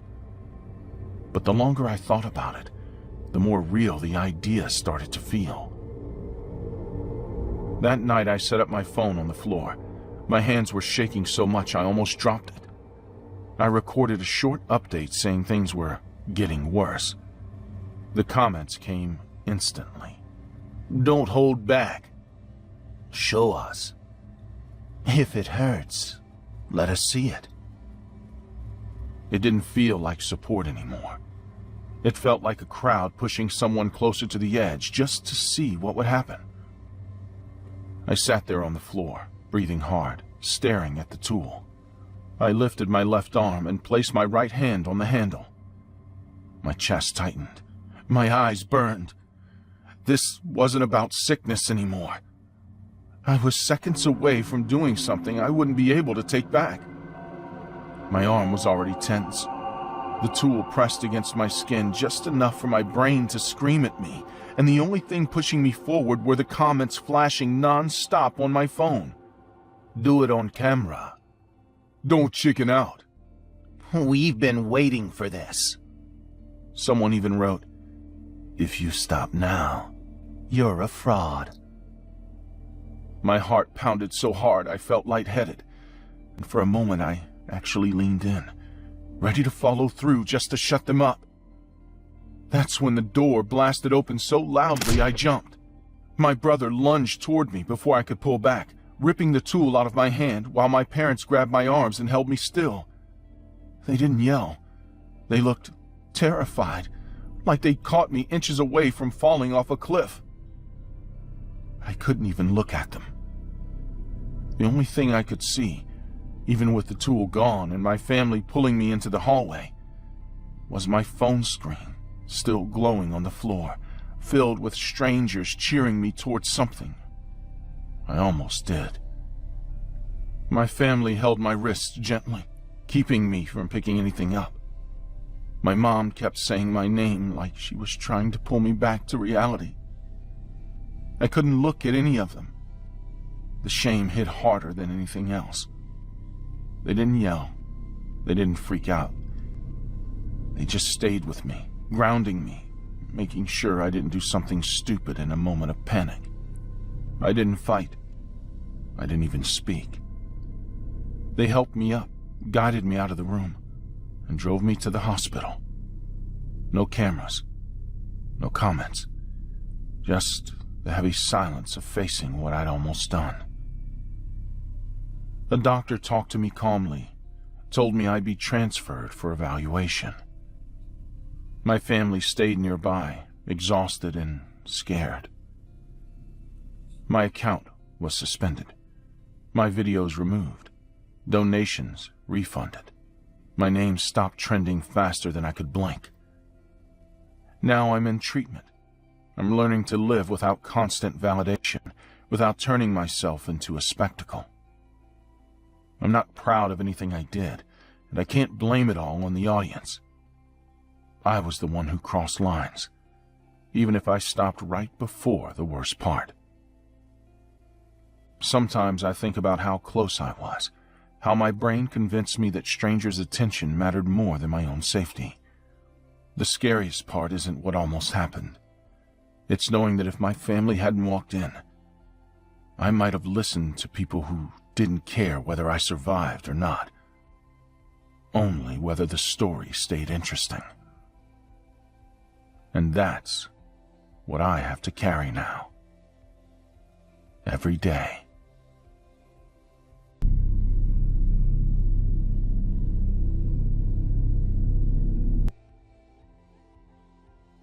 I record videos for a living. Nothing fancy, short clips about makeup, clothes, or whatever trend is floating around. My name is Kara, and I live with my sister in a small house outside the city. The place is quiet enough that the only real problem is keeping the basement dry after it rains. I always hated that basement. Not because of stories or nonsense. It's cold, it smells old, and the light flickers no matter how many times we fix it. I was alone that afternoon. My sister Lily said she'd spend the day out buying stuff for her job. She sent a quick message before leaving, something about shoes she needed. I didn't pay much attention. I had a long list of videos to record and I wasn't in the mood for anything else. Everything was normal. I was filming the third take of a random product review when I heard a noise under the floor. It wasn't loud, but it was clear. A hit against something wooden, like someone tapping from below. I stopped recording and listened, waiting for it to repeat. At first I brushed it off. Houses make noises, wood moves, pipes click, whatever. I didn't care. I kept working until the sound happened again, sharper this time. It came from the basement, no doubt. I put the phone down and rolled my eyes, annoyed. I assumed Lily had decided to come back early and mess with me. That was exactly the kind of thing she'd do. I texted her, "If you're home, stop making noise. I'm filming." She replied she was downtown. Pfft, as if. She was clearly lying. I turned off the ring light and listened again. Another knock came from the basement. Same rhythm, same tone, like someone waiting for a reaction. Something about the timing felt intentional. I sighed and grabbed my phone to record it, thinking it would make a funny clip. If Lily wanted to joke around, then fine, I'd catch her first. Before going down, I checked the front door out of habit. Locked. No sign she came back inside. I checked the kitchen window. Closed. No shoes near the entrance. I felt a brief confusion, but I didn't let it get bigger. I convinced myself she sneaked in just to bother me. I walked toward the basement door. The air wasn't strange, it wasn't heavy, it wasn't cold, it was just normal. That was the annoying part. Nothing felt wrong, and yet someone kept hitting something down there. Before opening the door, I paused for a moment, not because I was scared, but because I wanted to catch her perfectly. I held the phone up ready to record everything. The knocking stopped as soon as my hand touched the handle, like whoever was doing it knew I was about to come in. I opened the door slowly. The first step into the basement creaked. I let the camera roll. The light from upstairs didn't reach far, so the screen showed mostly darkness and the narrow stairs descending. I stood at the top step for a moment to build up the silence. I wanted the perfect clip of me surprising Lily. I whispered into the phone, saying I knew she was down there. My voice sounded calm, but my chest felt tight, not in fear, just in irritation. If she messed up my workday for a joke, I wanted proof. Right before taking another step, I heard movement below. It wasn't the knocking anymore, it was softer, like someone shifting their weight. I leaned the phone forward to catch any shape. The screen stayed dark. The tension around me didn't come from the place, it came from waiting for the sound again. I stayed quiet for a few seconds, letting the silence stretch until my nerves felt thin. I held my breath and listened. Then, my phone vibrated. I looked at the screen. Lily had sent a photo. She was in a store, shelves behind her, rows of sneakers. Her message said, "Which color should I get?" My legs felt unsteady instantly. I wrote, "Where are you?" She replied fast, "I told you, downtown. Why?" I stared into the darkness below. If she wasn't home, then someone else was in the basement. I didn't want to believe that, but I couldn't deny the sounds. I felt exposed, standing on the stairs with only my phone as a light source. I turned to go back up. The basement door slammed shut behind me, hard. I spun around and grabbed the handle. It didn't move. I pulled again, harder. Nothing. It didn't feel locked, it felt held. Something pressed it from the other side. I didn't shout, I didn't freeze. I just tried again and again with growing panic. Behind me, the basement stayed silent. That silence felt worse than any noise. I kept trying the door until I realized I was wasting time. If I was stuck down there, I needed to see what else was in the room with me. I lifted my phone and pointed the light down the stairs. The beam hit the floor at the bottom. Nothing moved. No steps, no figure, no person breathing, just the old concrete floor. But I didn't trust what I saw. The tension grew fast, like the gap between a scream and a horror movie. My breathing got louder. I stepped down slowly, each foot hitting the wood louder than I wanted. The phone shook in my hand. Halfway down, I heard something new. A dragging sound behind me. Not steps, not tapping, like fabric sliding on wood. I didn't turn immediately, I didn't want to, but my body reacted before I could think.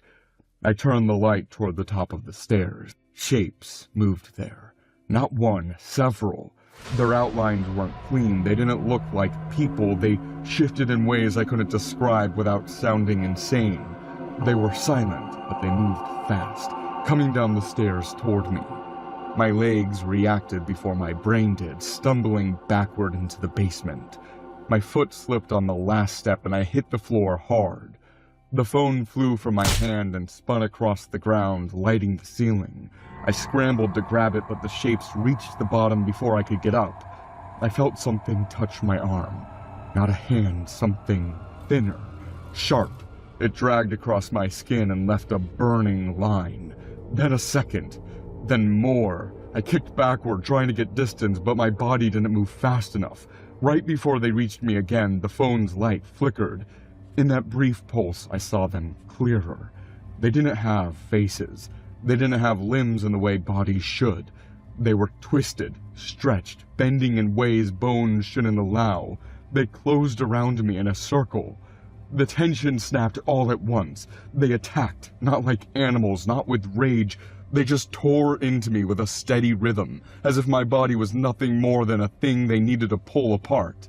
Lines of pain hit my legs, my chest, my back. It didn't stop. It was constant, covering every inch of me. I screamed until I felt my throat give out. I tried rolling, kicking, anything to get away, but something grabbed my leg and twisted. I heard the crack before I felt it. Another shape pulled my arm, wrenching it out of place with a wet sound. The basement spun, my own screams mixed with the scraping noises of those things. The phone fell again. The screen turned red with the recording light blinking. Then everything went blurry. A sudden hit to my side knocked the air out of me, and the world broke apart. A long time passed before I opened my eyes again. Maybe hours, maybe more. The basement wasn't there, the darkness was gone. Instead, I saw lights above me. White, harsh, clean. I couldn't move, only my eyelids responded. Someone held my hand. I heard crying. I turned my head a little and saw Lily next to me, tears running nonstop. Our mom was behind her, shaking, holding onto her shoulder. I tried speaking, but no sound came out. A paramedic leaned over me. He checked my pulse and whispered something to another man near the door.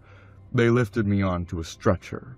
Every shift of my body sent pain firing through my legs and arms. I saw the bandages wrapped around me stained with fresh blood. As they rolled me out, I caught a reflection in a metal cabinet. My legs were bent wrong. My arm was out of place entirely. My whole torso looked like someone dragged blades across it for hours.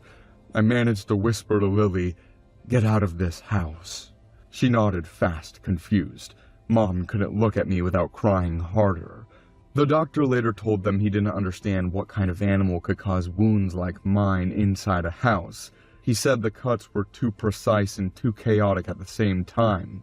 Nothing matched. I spent weeks in the hospital. Every day someone asked me what happened. Police, doctors, therapists, even neighbors. I didn't know what to say. Lily showed me the phone later. The recording was still there. Most of them were just sounds before I got to the basement. I'm really grateful my sister trusted me and believed me. She never went back to the house. She packed what they could in daylight with a group of people watching their backs. She didn't tell anyone why.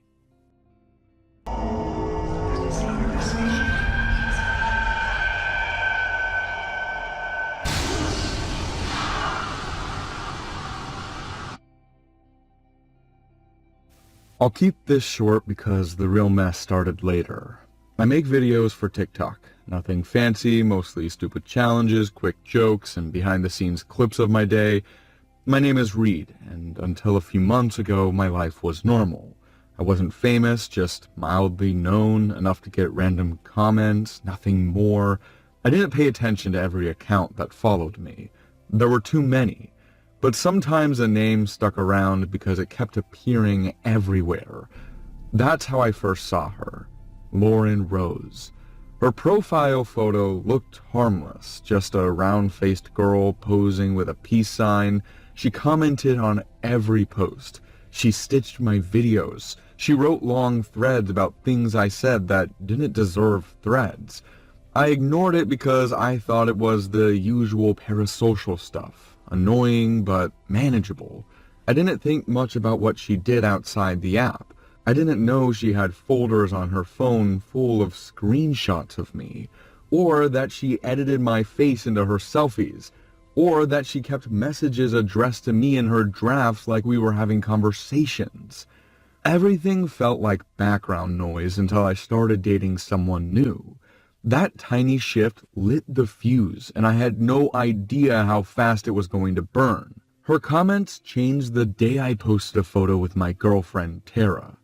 Before that, Lauren's posts were clingy but playful. After the photo, the tone changed. She didn't joke anymore. She wrote long rants about how fake relationships on social media destroyed creators. She said Tara didn't appreciate me. She said she knew me better. I didn't interact with any of it. Tara saw some of the stuff and laughed it off. I told her not to worry.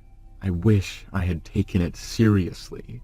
Lauren's videos became more frequent. She filmed her reactions to my stories like she was reacting to a breakup. She started wearing clothes she thought I liked because I had mentioned them once in a random Q&A.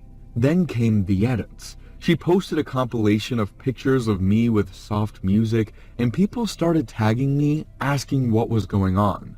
I blocked her, but blocking didn't do much. She made new accounts. She kept showing up. She used fake names, different photos. My notifications became a steady stream of her presence slipping through every crack. The night Tara told me she felt someone watching her outside her apartment, I tried to act calm. I told her it was probably a neighbor, but I already felt something tightening in my stomach, and even then I didn't know how far this woman was willing to go. The tension built up slowly during the following days. Tara said she kept hearing someone on the stairs when she left for work. Footsteps paused behind her car, then left. None of it sounded dramatic, but it added up. I told her I'd stay over more often. I wanted to keep her calm, even though I didn't feel calm at all. One evening, Tara stepped outside to take a call, and I stayed in her living room scrolling through my phone. Every few seconds, I checked the door. Something felt off in the room, but not in a supernatural way.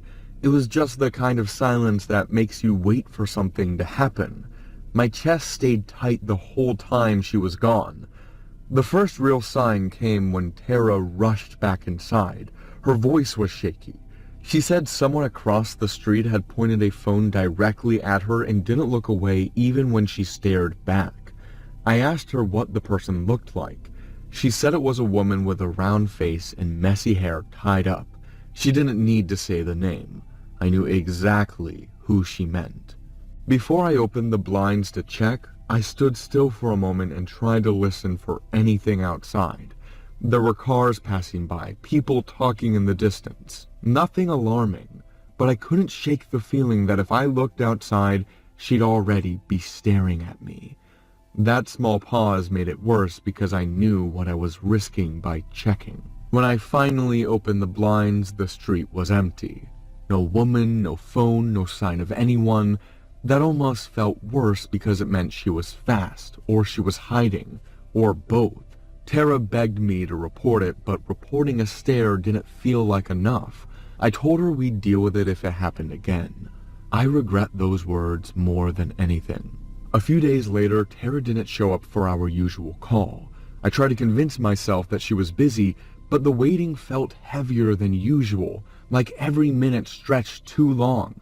I paced around my room, checking my phone constantly, trying not to imagine the worst. When she finally messaged, it wasn't a normal text. It was a short voice note, just breathing, no words. I couldn't tell if she was scared, injured, or trying to say something. I called her immediately. No answer. I grabbed my keys and drove to her building. The entire ride felt endless. Each red light made me feel like I was failing her. Before going inside, I stayed in my car for a second to gather myself. The parking lot looked normal. A few lamps flickering, an empty bench, nothing visibly wrong, and that just made my heart beat louder because danger usually hides in places that look normal. I ran up the stairs. Her door was slightly open. When I pushed it, I made a slow scraping noise against the floor. The apartment was dark except for the kitchen light. Tara was on the floor, leaning against the counter. She was conscious, but barely. Her arm was cut. Her face was bruised. She whispered that someone had broken in and grabbed her from behind. She tried to fight back, but the person was furious, shaking, out of control. She said the woman kept saying my name over and over. Before I could ask anything else, Tara said the attacker left when she heard someone coming up the stairs. I held her and tried to keep my voice steady while calling the emergency services. My hands kept shaking. I felt useless. I felt like this entire thing was my fault. Tara was taken to the hospital. She survived, but she kept repeating the same thing. The woman was strong, fast, and angry enough to kill someone. While she talked, I could tell she wasn't just hurt, she was terrified that the woman would come back. Police took my statement, but since they didn't have a full name or solid proof linking Lauren to the attack, they couldn't do much. They recommended staying somewhere safe for a while. I went home, packed a bag, and drove to my brother's place. I didn't stop looking at the mirrors the whole ride. Every time a car followed me for more than a minute, I assumed it was her. That night, before going inside, I checked every part of the street around his house. The bushes, the sidewalk, the cars parked nearby. Nothing looked disturbed, but that didn't calm me down. I was sure she was close. She had already found Tara's building. Finding mine wouldn't be hard. I stayed in the guest room, tried to sleep, failed. Every sound made me sit up. Floorboards popping, a dog barking, a car door shutting. I kept imagining Lauren walking around outside, waiting for the moment I let my guard down. Around 3 in the morning, I heard the back gate move. It was a quick metallic noise. I froze for a second, not because I felt paralyzed, but because I wanted to make sure I wasn't imagining it. I stood up slowly and moved toward the house. I stood up slowly and moved toward the window, careful not to make sounds. When I opened the curtain just a little, I saw movement in the yard. A figure close to the shed, half hidden. Someone breathing fast, shoulders rising and falling.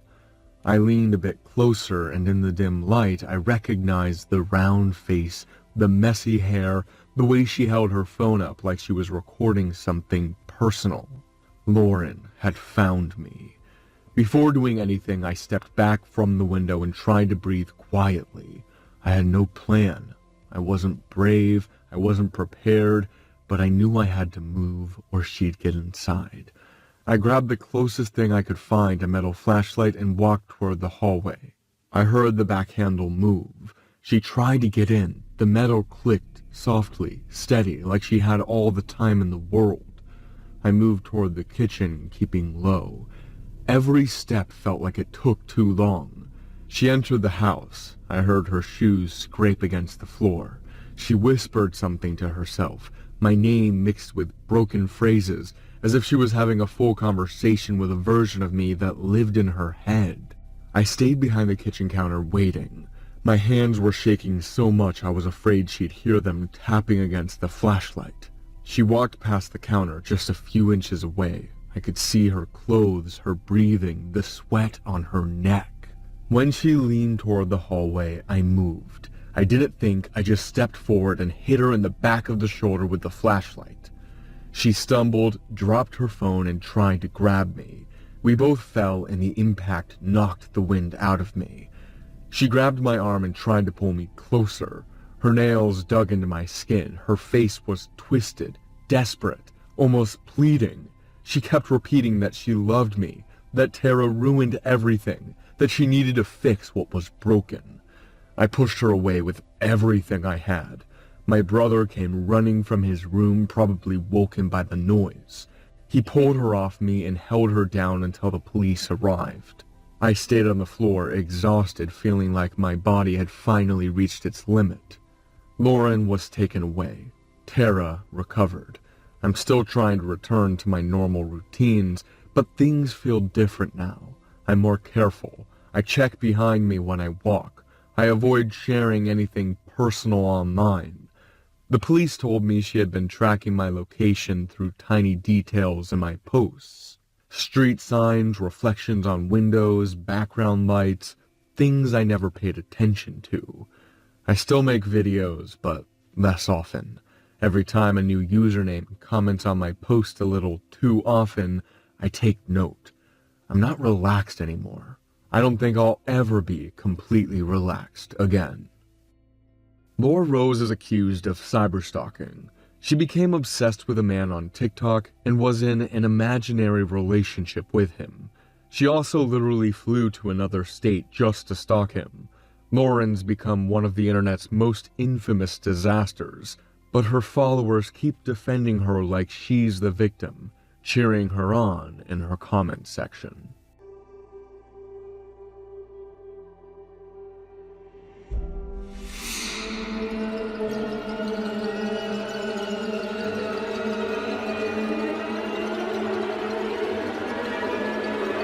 I'm a nurse. I work night shifts, and I've seen enough to know when something doesn't belong, even if it looks harmless. Hospitals train you to trust patterns, to read bodies, to react fast, but nothing prepares you for something that follows its own rules and never explains itself. The first time I heard about the cat, I thought it was just another story people pass around to deal with stress because night shifts are long and people need something to talk about that isn't death. They said the cat appears without warning, sits at the end of a patient's bed and waits. No noise, no movement, no reaction, just waiting. And after that, things don't last long. I saw it for the first time during a quiet shift when nothing unusual was happening, and I had no reason to expect anything out of place. The patient in that room was stable, recovering, and there were no signs that anything would go wrong that night. When I entered, the cat was already there, sitting at the end of the bed like it had chosen that exact spot for a reason. It didn't react to me, didn't move at all. I checked the patient carefully, going through everything step by step, and nothing looked off. The monitors were fine, breathing was normal, and if I'd walked in without seeing the cat, I would have left without thinking twice. I stayed longer than I should have, watching both of them, trying to make sense of what I was seeing. And when I finally left the room, I told myself it didn't mean anything. 2 hours later, that patient was gone. After that, I started paying more attention. I watched the rooms more closely, and every time I saw that shape at the end of a bed, I stopped. One night, I saw it again in a room with a patient who wasn't critical. I stood outside the door longer than I should have, staring through the glass and trying to convince myself I was overreacting. When I entered, the air in the room felt normal. The machines sounded the same, but the cat was there, sitting in the same position as before, completely still, like it was waiting for something to finish. I walked closer, forcing myself to act like this was just another check. I reached the bed and looked at the patient, and everything seemed fine, but my attention kept going back to the cat because it didn't behave like something that had wandered in by accident. Again, it didn't move and didn't even blink.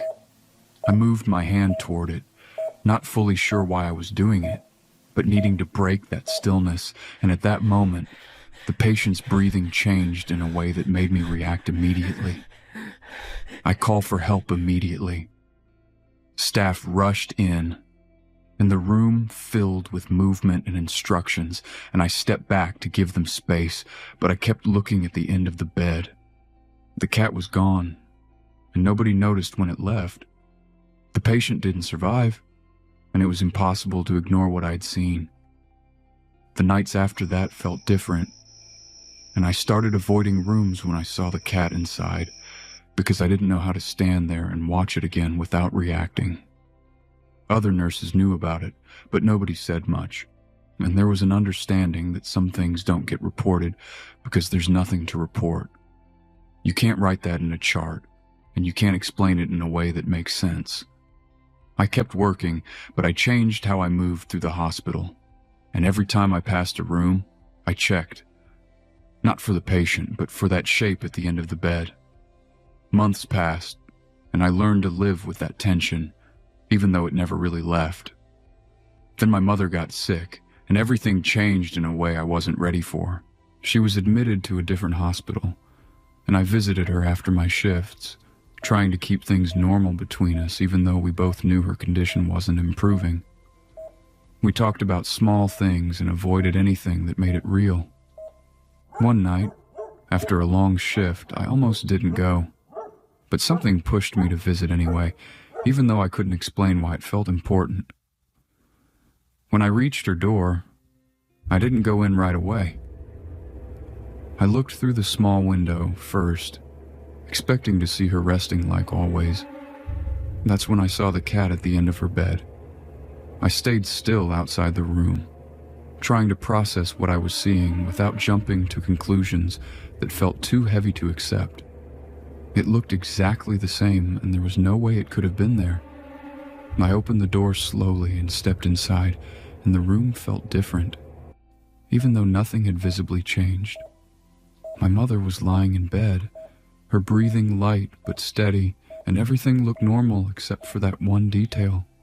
I walked toward the bed, forcing myself to keep moving, and when I got closer, I looked directly at the cat, expecting it to react. It didn't move, didn't turn, didn't do anything that would make it feel like a normal animal. I reached out and grabbed it, acting without thinking, and I expected it to struggle or react in some way that would break the moment. Instead, it turned its head slowly and looked at me, and that look made me stop. I let go without deciding to, and it slipped back onto the bed in the same position.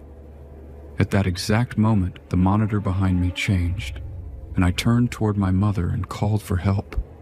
Staff rushed in, and the room filled with movement, and I stepped back, watching everything while trying to understand what was happening. When I looked again at the bed, the cat was gone. They worked on her for several minutes, and I watched everything closely, knowing what each step meant and what it led to. There's a point when you understand the outcome before anyone says it, and I reached that point while they were still trying. When they stopped, the room became quiet, and one of the nurses looked at me without speaking, and I didn't need her to explain anything.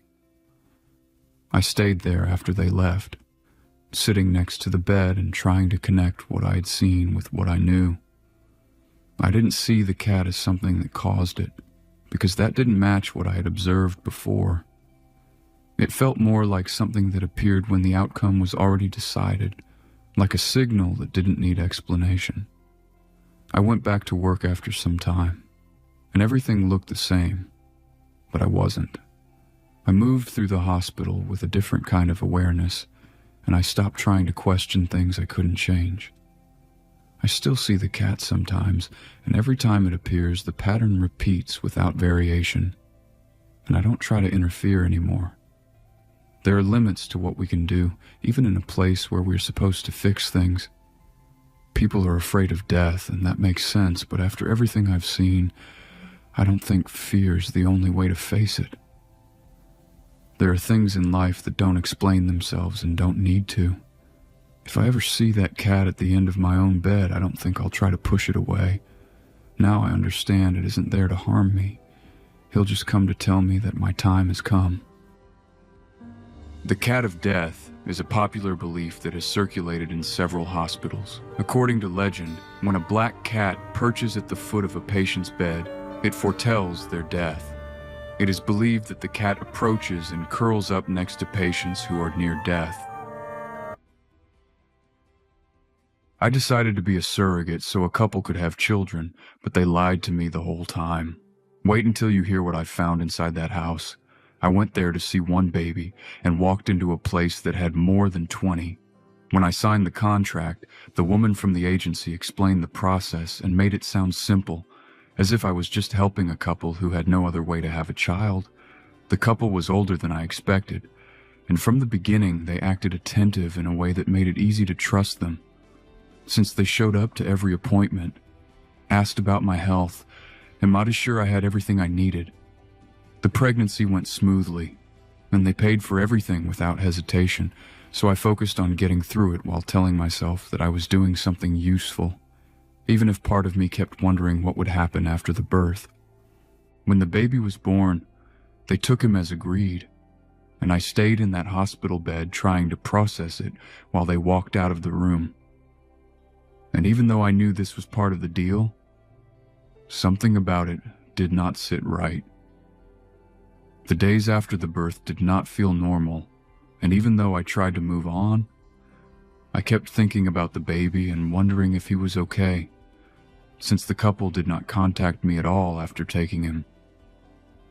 At first, I told myself they needed time, but the silence continued.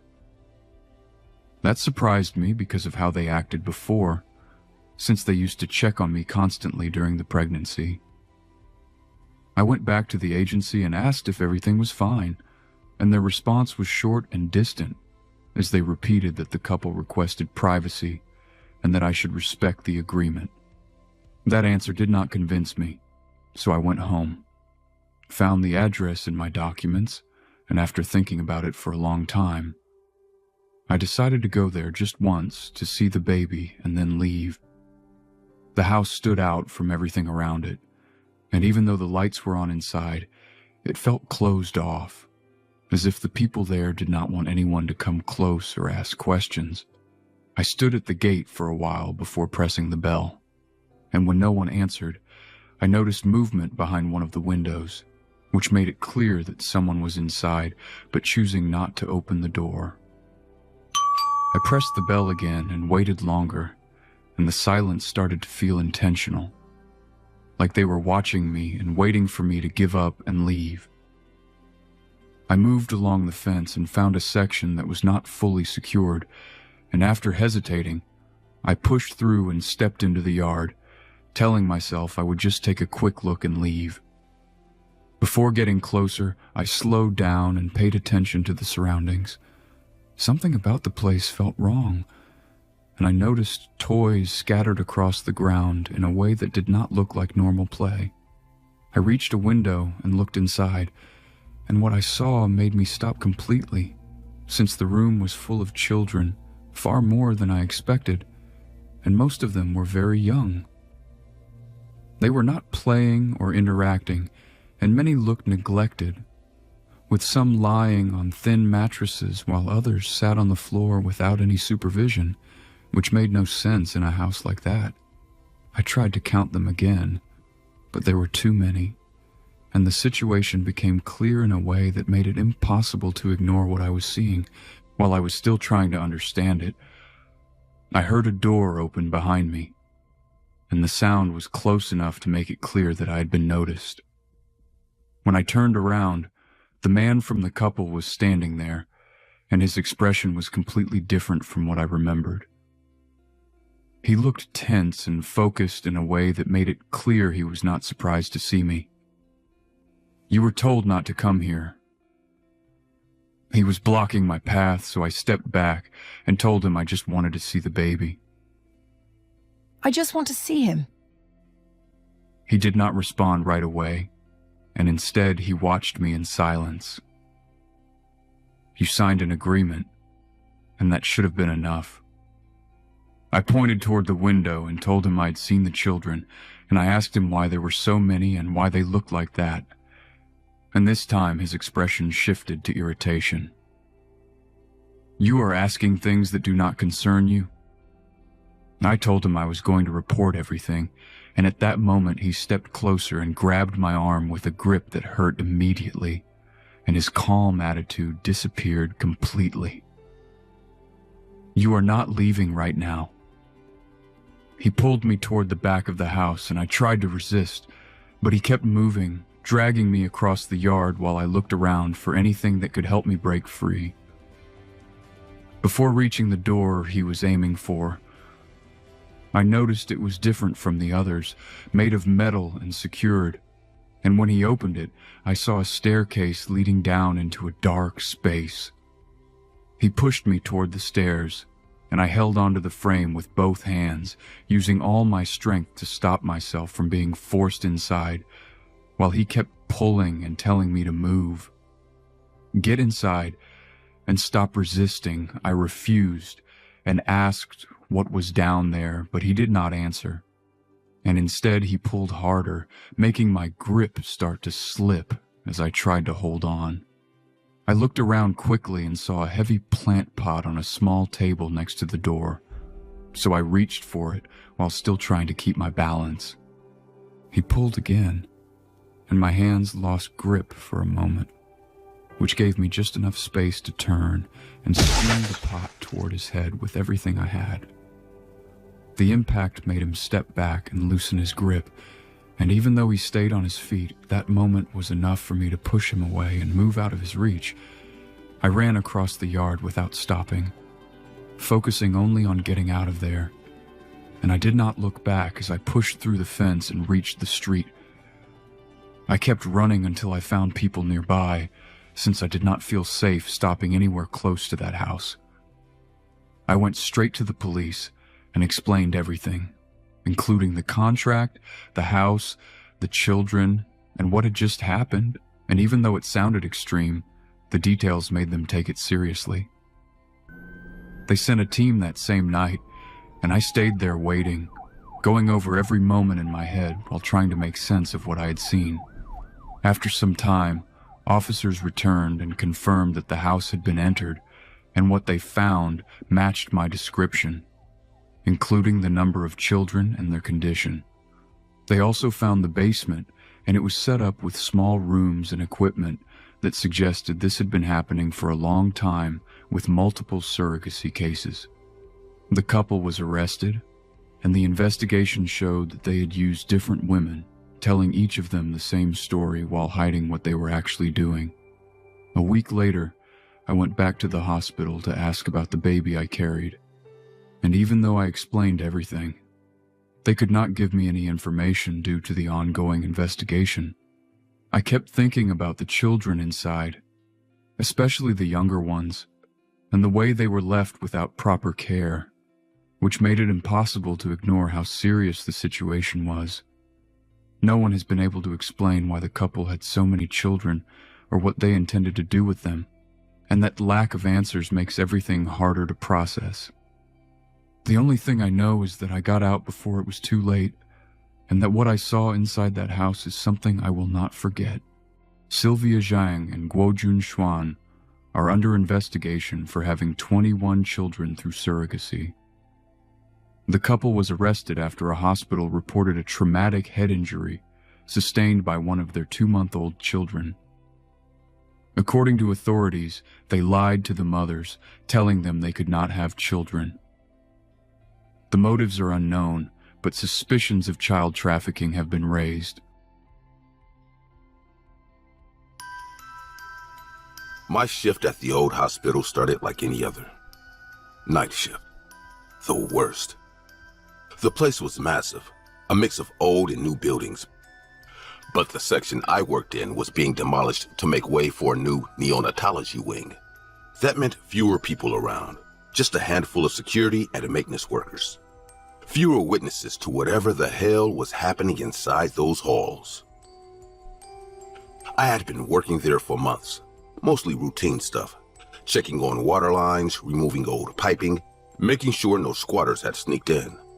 But everyone knew something was off about that place. It wasn't just the usual creaks and groans of an old building. Things moved. Sounds came from rooms that should have been empty, and sometimes you just felt watched. That night, I had one job. Inspect the remains of the demolished section. Make sure everything was clear before the construction crew came in the morning. I had my flashlight, my radio, and a deep sense of dread. The air inside the abandoned pavilion was thick with dust and something else. A staleness that didn't feel natural. As I moved through the hallways, my footsteps echoed, but the silence around me wasn't complete. There was something faint, distant. I don't know how to explain it. It was like running water. That made no sense. We had cut off the pipes weeks ago. I turned the corner toward the old sinks. A slow drip echoed, then another. The faucets were open, all of them. I tightened them, making sure they were shut, but the sound continued. I could hear water splashing against tile, but the sinks were dry. I should have walked away, caught it in and left, but something pulled me further. Down the hall past the old patients' rooms, past the collapsed section that led to the morgue. That's when I saw them. I can't express in words the fear I felt in that moment. I saw figures. Figures in front of me just at the edge of my light. Moving, disappearing when I turned to look. I felt the first real wave of fear hit me, but I had seen shadows before. Tricks of the mind, I told myself. But then the crying started. At first it was faint, like a distant echo from another room. A baby crying. But the more I walked, the louder it became. It wasn't normal crying. It was desperate, pained. Coming from the chapel. I stepped inside, the large wooden doors creaking open. The place was dark, empty. Rows of pews stretched before me, and at the far end, near the altar, stood a figure. A nurse. She was facing away, her uniform old, yellowed with time. A long white apron over a blue dress, a cap covering her hair. She stood perfectly still. I took a cautious step forward. She moved. She didn't turn, she just moved a few inches closer. The sound of the baby crying grew unbearable. It was right next to me now, but there was no child in sight. She lifted her foot and tapped it against the wooden floor. Once, twice. My legs twitched, my muscles clenched as if something unseen was forcing me up. The second her foot touched the ground again, I stumbled back, barely catching myself before falling. When I raised my head again, the crying stopped and the nurse was gone. I ran, down the hall past the old offices, but the building didn't feel the same anymore. The walls seemed closer, the air thicker. I reached for my radio. Static. I heard sounds of footsteps behind me. They were slow, deliberate. I didn't want to check my surroundings, but I still did. I don't know why, but it was sure as hell I regretted doing that. I saw a dark liquid seeping from the walls, pooling on the tiles. Blood. While I was running, a door slammed shut down the hall. Then another. One by one, the rooms were closing, forcing me forward, toward the old operating room. The second I stepped inside, the door behind me slammed shut. The overhead light flickered on. Something shifted in the corner of the room. A shape, while the air turned ice cold. There was the figure of the nurse again, twitching violently, its back to me. She was convulsing, jerking its limbs at unnatural angles. Then it stopped. Slowly, it turned to me. I didn't wait. I grabbed the nearest metal tray and threw it. The sound echoed as the thing lunged. She was right in front of me, and she easily grabbed my neck in seconds. Its hands were ice cold, gripping my throat. Fingernails bit into my skin. I thrashed, kicking, clawing. My hand found a scalpel. I drove it into whatever was above me. Her grip loosened. I shoved the thing off me and crawled toward the door, fumbling with the lock. The blood on the walls began dripping faster, soaking my clothes. The door finally gave way. I ran. I didn't stop. Past the collapsing hallway, past the chapel, through the halls that felt wrong. The air was thick with the stench of blood. My boots slipped on the soaked floor. My breath was ragged, shallow. The entrance was just ahead. The old iron doors. I pushed forward, ignoring the cold hand that seemed to reach from the walls. The whispers growing louder. My hands hit the door. It was locked. No, no, no! This can't be! I pounded against it, throwing my weight. Something was coming. The footsteps behind me, faster, closer. I turned. It was someone with a flashlight. It was really blinding. I suddenly heard a woman's voice. "Hey, are you okay?" It was a nurse. I didn't know what she was doing there, but she seemed normal. I watched around her. The hospital was just like before. No blood, no ghost, nothing. Suddenly, the door in front of me was opened. I didn't try to talk to the nurse. I was too in shock. I just ran out of the building. The nurse probably thought I was a thief or that I'd gone crazy. I never went back. I quit the next day. They asked why, But I didn't have an answer they'd believe. A week later, the building was demolished. I sometimes think about what I lived that night. And then, a thought comes to my mind. What was a nurse with a flashlight doing in the abandoned part of the hospital? If the door was locked, how did she enter? If she heard someone and went to investigate, why would she be alone? You know, I'm probably mistaken, but if I didn't run that night, would I be here telling this story? This story is based on real events that took place at the Madariaga Hospital in Posadas, Argentina, an old medical center with a disturbing past.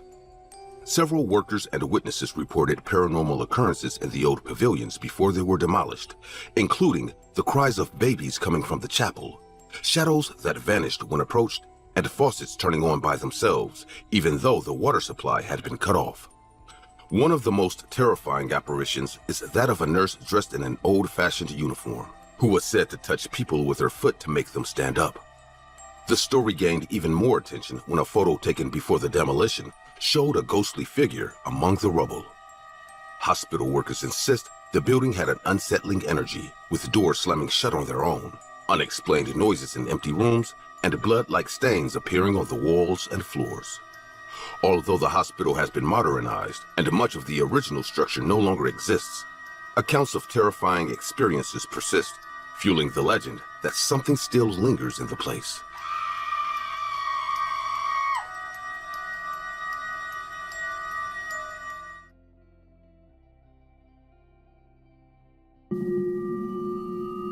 Disclaimer: this animated story is inspired by a real-life mystery and has been reimagined as a work of fiction. My name is Alan Whitaker, and I worked as a janitor in the Blackwood Medical and Experimental Center for a year and a half. A period in my life that, while short-lived, left a dark and lasting imprint on my mental health and life as a whole. See, in 2021, I got the job through a friend's reference when I was 37. While the place was well known in our town of Hollow Creek, the Blackwood facility was notoriously known as a place most people didn't want to be in. And it was only after I started as the janitor that it became clear why. Soon enough, I found myself dreading the hours between 8 p.m. and 11 p.m. when I had to go in every day to work because, honestly, walking into those halls every night felt like the start of a horror movie. The hallways were so narrow, they gave off a never-ending vibe, and the dim light bulbs above flickered vigorously. All you could hear was the sound of huge fan blades turning slowly, and the screams of tortured and suffering people that the facility called patients. Everyone knew they weren't patients, though. If anyone claimed they didn't know, one visit to this place would convince them otherwise. Yet people would walk in every day and admit family members, friends, and probably enemies, all hoping the facility would perform bizarre experiments and treatments, mess them up and write it off as some medical issue. The screams were what I heard every night as I rolled my cart through the halls. The worst part? Many reports had been filed over the years, but the facility had deep roots in the government, so investigations either ended before they started or dragged on as never-ending cases in court.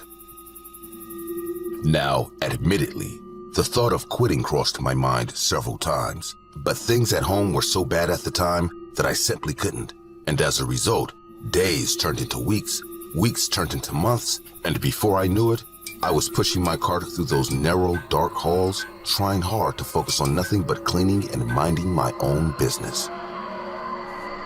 One night, on May 29th, 2023, I went in for work around 7:30 p.m. I couldn't tell exactly what it was, but from the moment I reached the tall iron gates of the facility, something felt very wrong. The building's already dark vibe seemed even worse that night, and goosebumps had appeared all over my body before I'd taken a step inside. As usual, I shook the feeling off and got to work. At first, everything seemed as normal as it could be, but the atmosphere that night felt extra thick, and unexpected chills ran down my spine throughout my shift. I hurriedly did my job, and at around 10 p.m., I began wheeling the cart to the east wing to finish up cleaning. Aside from the heavy hum of the fan blades, there was an unusual silence in the facility. The only other sound was the loud creak of my cart's tires as I walked down the seemingly endless hall. It took me a while to notice the silence as I'd gotten good at drowning out the usual noise. But after I eventually picked up on how strange it was, I rubbed it off and kept moving. As I walked, I found myself staring at the floor, and although the dim lights barely let me see, I noticed the towels were darker and dirtier than usual, with strange mold growing along the edges. It didn't seem out of the ordinary at first, but I couldn't take my focus off the mold. As just like everything else that night, something felt very wrong about it. That's when I noticed it. A twitch, barely noticeable, followed by another. Then I realized what was wrong with the mold. I couldn't explain it at the time, and I honestly thought I was losing my mind, but it almost looked like the mold was moving away from something, slow but desperately dragging itself across the floor. Shocked, I muttered under my breath, "What the hell?" and bent over slowly to get a closer look. Suddenly, the silence was shattered with a loud crash of glass breaking, accompanied by shards flying everywhere. Terrified, I dropped to the floor, covering my head with my hands. After the crash, all I heard was a thud followed by silence. I got up slowly and was met with the horrific sight of a black bird lying in my cart, its neck broken and its eyes bulging. In that moment, it was glaringly obvious that something was terribly wrong, and I felt an overwhelming urge to run, to get as far away from this place as possible. As I turned to leave, I heard screams and sudden footsteps coming from behind me. The first doctor burst out from the east wing, dressed in his full surgical attire, stained with blood. Behind him, I saw 3 more doctors in white coats, all running from something. I couldn't tell what it was, but with every fiber of my being already screaming to flee, the terrified look on the face of the doctor in blue was the last push I needed. I took off after him, scrambling for an exit and praying to whatever God might listen that I'd make it in time. The further I ran, the more terrified I became. My heartbeat was the only thing I could feel. Goosebumps covered my body, and the air was so thick it felt like the only way to breathe was to escape. Behind me, however, I could hear the others running, and the light bulbs began to burst systematically behind them. I glanced back when I heard the first scream, and what I saw was so horrific that my heart sank to my stomach. A shadowy arm emerged from the darkness, moving impossibly fast. It didn't seem real or physical, but for a brief second, I glimpsed what looked like a rotten face with long, matted hair. Before I could process, the arm wrapped around the leg of the last doctor in white, and as he tried to keep running, his knee popped out of place, and he let out a blood-curdling scream before being dragged into the darkness. One by one, the footsteps behind me went silent. Then out of nowhere, I felt cold fingers wrap around my ankle, pulling me to the ground, and no matter how hard I struggled and clawed at the floor, I too was slowly dragged into the darkness. I expected to be dead once I was pulled into the dark, but when I wasn't, I opened my eyes slowly, barely able to make out anything around me. The entire building was now plunged into darkness, but I'd been in those halls long enough to navigate them. I leaned against the walls, feeling my way from wing to wing without issue.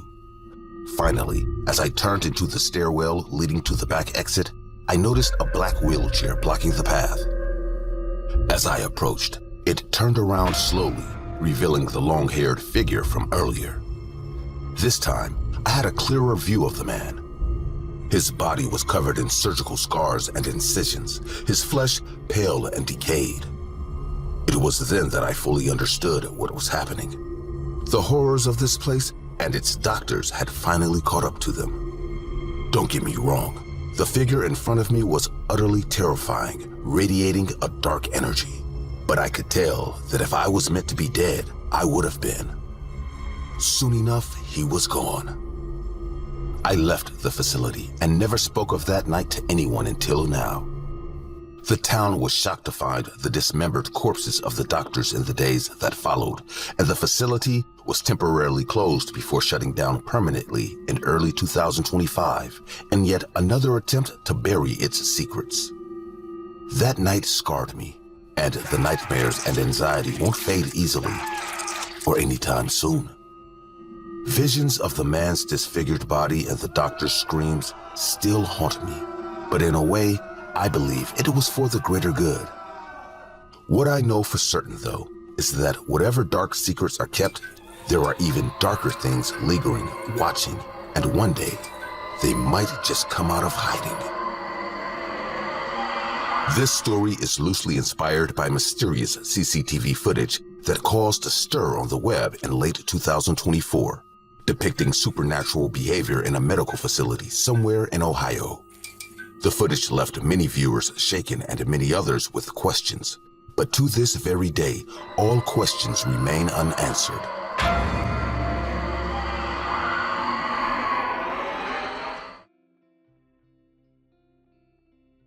I work night shifts in the basement of St. Marcus Hospital. It's just me, metal drawers, and dead people. No sunlight, no noise. Just fluorescent lights that buzz too loud and the slow hum of the refrigeration unit. I don't mind being alone. The bodies never bothered me. They stay where they're put, and they don't talk back. That night started like any other. 3 arrivals, 1 transfer. All tagged, all documented. Everything was logged at 1:42 a.m. I signed in a burn victim from a car crash. No ID. They'd labeled him John Doe. No relatives claimed him. The sheet said he came in with a partial skull fracture, burns on 60% of the body, and some missing teeth. His eyes were listed as intact. That part stayed with me. I didn't think much about it at the time. I wheeled him in and placed him in drawer 17B, locked it. I wrote up the file, scanned the barcode, and went for coffee. The hallway was dead quiet, like always. The kind of silence you don't really hear until you notice it's too perfect. About an hour after, I went back in to clean up at the station. That's when I noticed something was off. The door to 17B was sticking out an inch. That should have been impossible. These drawers lock when fully closed. I pulled it open and saw the body inside, but something was wrong. He was twisted around, like someone shoved him in backward. Head facing the wrong way, arms crossed awkwardly. I straightened the body and checked for the toe tag. It was gone. I checked again. Nothing. No name, no hospital stamp. The barcode sticker I placed on the drawer earlier was missing too. That doesn't happen. Ever. I went to the logbook. His file was gone. Not deleted, gone. The folder was just empty. No record, no ID, no autopsy scheduled. It was like he never existed. I stood there, still holding the clipboard, and heard the ventilation unit click on. The fan spun up, then died. Then started again, slow and stuttering, like it was jammed. I walked over and looked at the grate. The hum got louder, but the air coming out wasn't cold.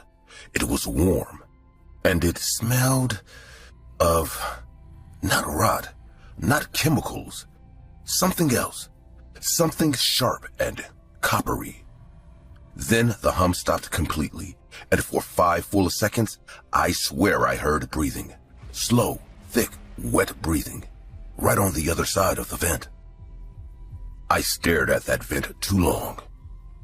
When I blinked, I thought I saw movement behind the grate, just for a second. A flicker, something pulling back. I stepped forward, leaned in with my flashlight. The light caught 2 round shapes. They blinked, fast, not animal eyes, not human. Something was alive in there. Then it was gone. I stumbled backward, knocking over the metal stool behind me. My flashlight hit the floor. I scrambled to grab it, but the room was already different. colder, but not from the AC. It felt wrong. Not the kind of wrong you explain. The kind that makes your skin pull tight like your body knows something your brain doesn't. I turned toward the body. Drawer 17B was open again. All the way out. Empty. The sheet was still there. The shape of the body still pressed into it. But he was gone. There was no sound, no dragging, no movement. He just wasn't there anymore. And I was alone in that room, holding a flashlight with nothing but empty metal drawers and cold air around me. I backed out slowly. Every drawer locked shut, but my eyes kept going back to the ceiling tiles. One of them had shifted just slightly, like something pushed up against it from the other side. That's when one of the towels dropped, hit the floor, and shattered. I ran. I sprinted out of the morgue into the hallway and turned toward the security station. The overhead lights started going out behind me, one by one. With each step I took, another light died. I didn't stop. I knew if I turned around, I'd see him, or it. And I couldn't risk seeing what wasn't supposed to be walking. I made it to the security room, slammed the door, locked it, and pulled up the monitors. Camera 4 covering the morgue was out. Just static.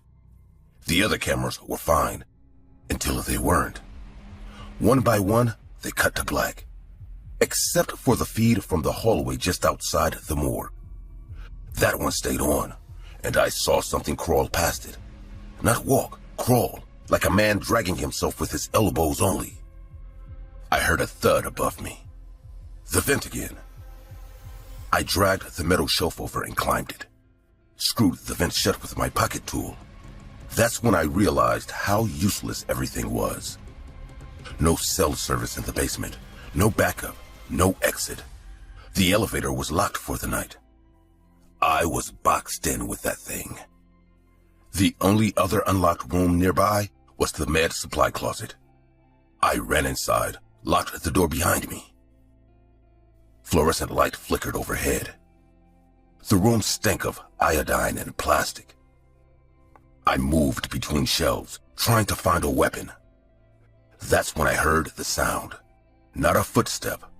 A tap, repeated like someone drumming fingers against metal, slowly, just to be heard. When I turned, he was there, standing still between the shelves, bare skin, no clothes. His body was covered in fresh burn marks, but not blackened. Pink, raw, like the skin had been peeled back and never healed. His mouth hung open. No tongue, just teeth. Some broken, some cracked. His eyes were moving, fast, darting side to side like a trapped animal. One arm was dragged behind him. He didn't make a sound, just stepped forward. I picked up a fire extinguisher and threw it. It hit his shoulder. He didn't react. He lunged, fast. Not human fast, animal fast. He slammed into me and knocked me to the floor. His skin was hot, not warm, hot. I grabbed a metal pole and smashed it into his face. He didn't bleed, just kept coming, mouth open, eyes wide. I scrambled up, ran back into the hallway. My legs were weak, my chest burned. I could feel his weight behind me. He never stopped moving. I hit the morgue door, got it open, and dove inside. Locked it, slammed the cold drawer cart in front. I turned to face the room. The lights flickered once, then off. A second later, the metal drawers all began to rattle. Soft at first, then louder, one after another shaking violently. Drawer 17B slid open. He was inside, climbing out slowly. Head first, eyes locked on me. No rush. That didn't make any sense. The corpse was behind me, chasing me. How could it possibly be there? And at that moment, a disturbing thought crossed my mind. What if the corpse never chased me? What if whatever this dead person was wanted me to come here, to lock myself in with them? Was this the first time I was face to face with the corpse? I felt like a trapped mouse, deceived and manipulated by something I couldn't understand. But I knew one thing. One way or another, I wasn't going to let him hurt me without defending myself. I grabbed the bone saw. No time to think, just swung, hit his arm. It cracked, bent the wrong way. He grabbed me with the other, pulled me down. I dropped the saw and stabbed him in the side with a scalpel. It went in deep. He didn't stop. His mouth closed around my shoulder. I screamed and slammed his head against the metal table. Once, twice, 3 times. He let go.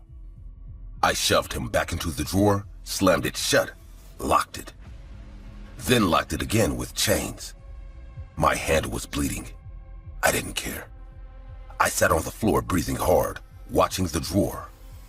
He didn't move again. I stayed there for 3 more hours until sunrise. No one came. No one called.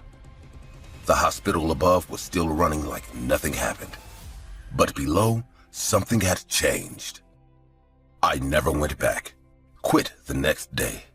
Left the badge on the desk. Didn't answer their calls.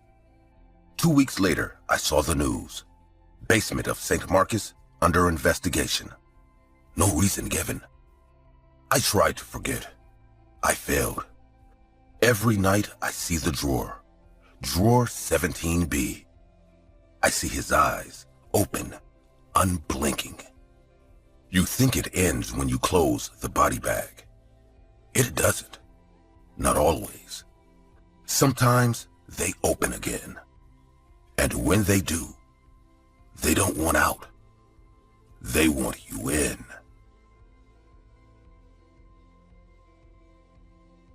The operation ended at 3:12 a.m. I remember the clock because I stared at it for a full minute before I could even take my gloves off. Thomas Griggs came in with a stab wound to the abdomen, deep enough to cut through bowel and nick the liver. It took me almost 9 hours to close him up. I was soaked in sweat, my fingers cramped, legs trembling. Not from fear, from exhaustion. He was unconscious the whole time, eyes fluttering a few times but never opening. I thought he was just another patient I dragged back from the edge. He wasn't. When I sat down in the staff lounge, someone had printed his intake form. That's when I saw the police note. Suspected in domestic homicide. Wife found dead in residence. No charges. Ongoing investigation. I dropped the paper and stared at the floor. It didn't change anything. At least, that's what I told myself. But there was something in the way he looked in the OR. Not desperate, not scared. He looked like someone waiting for a storm that never came. I left the hospital an hour later, barely able to keep my eyes open. I don't remember the drive home. I think I slept 3 hours that morning, maybe 4. But I didn't feel rested. My arms were heavy when I got up. Not sore, just drained, like I had something clinging to me I couldn't shake off. The exhaustion didn't lift over the next few days. I drank coffee, ate protein bars, took vitamins. Nothing helped. Every step through the hospital halls felt heavier.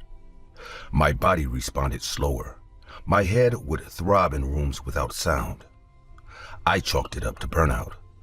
Normal, considering the schedule. But there was something else behind it. A pressure that built gradually, like a sound just below hearing. Something I couldn't name. Small things started to stand out. I'd hear someone behind me in the stairwell, but when I turned, no one was there.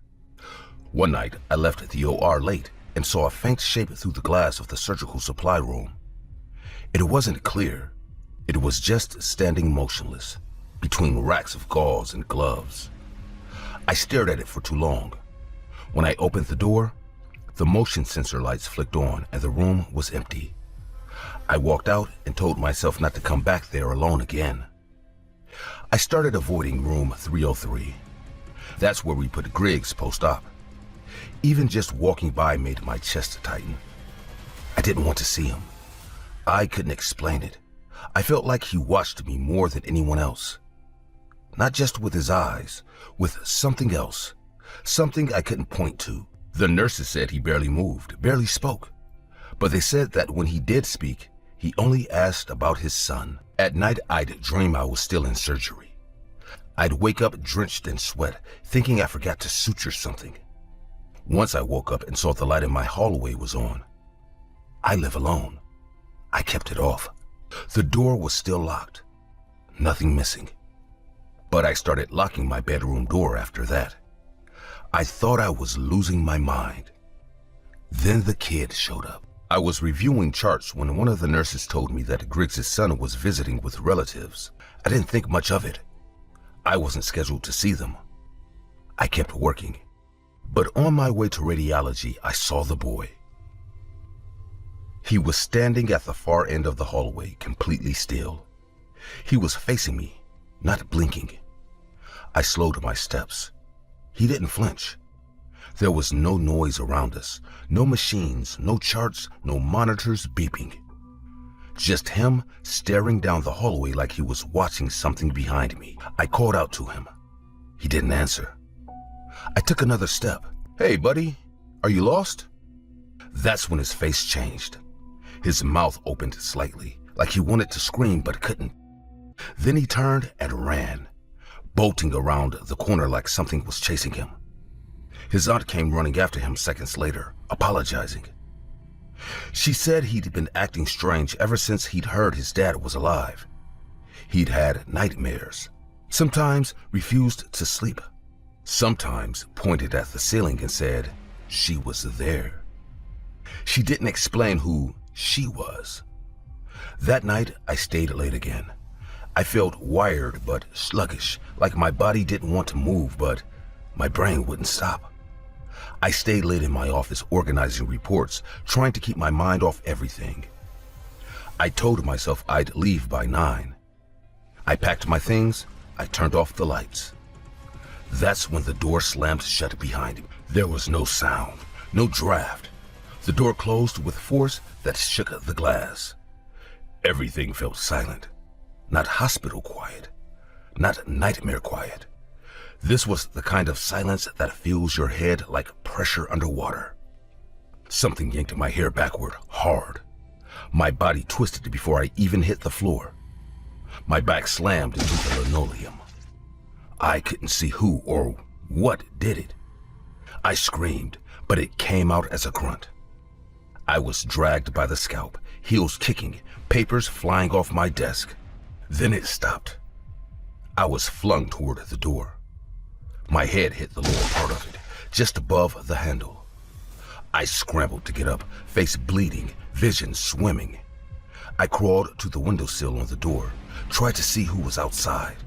I leaned in too close. My head slammed into the glass. I didn't do it. I didn't move. Something forced my face into the small square window and held it there. The wood dug into my cheek. Then it started pushing harder. Not fast. Slow, deliberate. I felt my skin slide against it, the pain growing with each inch. I couldn't pull back. My arms flailed, but my body wouldn't respond right. My mouth opened to scream, but the sound was swallowed by the pressure. Suddenly, it let go. I collapsed, rolled over gasping. Blood ran down my face. I tried to stand, but a force hit me from the side, knocking me into the cabinet. Then again from the back. I staggered out of the office, each step thrown sideways by something invisible.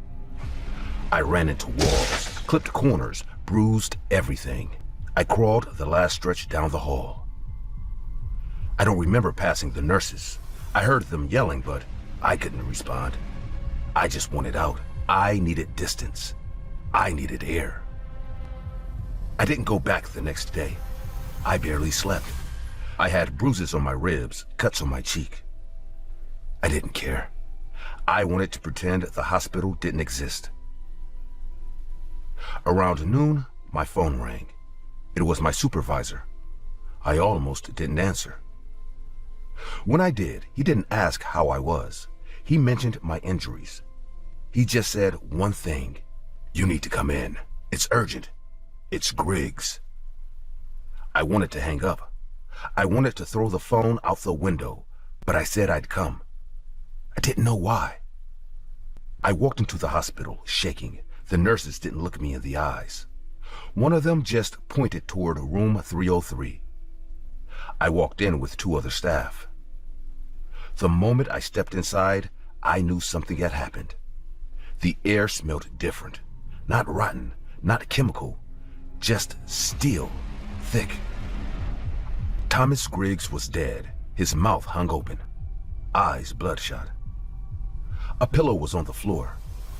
His face was purple, strangled, not by hands, not by cords, just pressed until there was nothing left. I looked around. Nothing was out of place. Nothing was moved. The machines had stopped beeping 30 minutes before. No alarms were triggered. The nurse on shift said she stepped out for 10 minutes, came back, and found him like that. There were no signs of struggle, no skin under his nails. The camera footage showed his vitals flailing. Nobody walked in. Nobody walked out. But he died. Not gently, not painlessly. He was smothered, and there was no one there. The autopsy confirmed asphyxiation by compression. No fingerprints, no trace evidence. They ruled it an accident or suicide. Nobody believed that, but nobody said otherwise. That night, for the first time in weeks, I slept. No dreams, no whispers, no bruises in the morning. Whatever was following me stopped. 3 days passed. I avoided the ICU. I kept my shifts light. I didn't want to see room 303. I didn't want to be near it. I didn't tell anyone what happened in my office. I wasn't ready to be called insane. Then the kid came back. I saw his aunt and uncle first. They were pale, tense. The man had his phone out. He walked straight toward me and said we needed to talk. I almost walked away. Then he showed me the screen. It was a video recorded during their first visit. The hallway, me walking out of my office. The kid's camera had been aimed at me from a distance. But that wasn't the focus. Next to me, half a step behind, was a tall black shape. No features, no movement. It was just there, standing with me, like it belonged. I couldn't speak. I stared at the figure, feeling the blood drain from my face. Then the kid, quiet all the time, said it. The only words he spoke. "It's her. That's Mommy." There was no room for doubt. The shape hadn't glitched. It hadn't faded.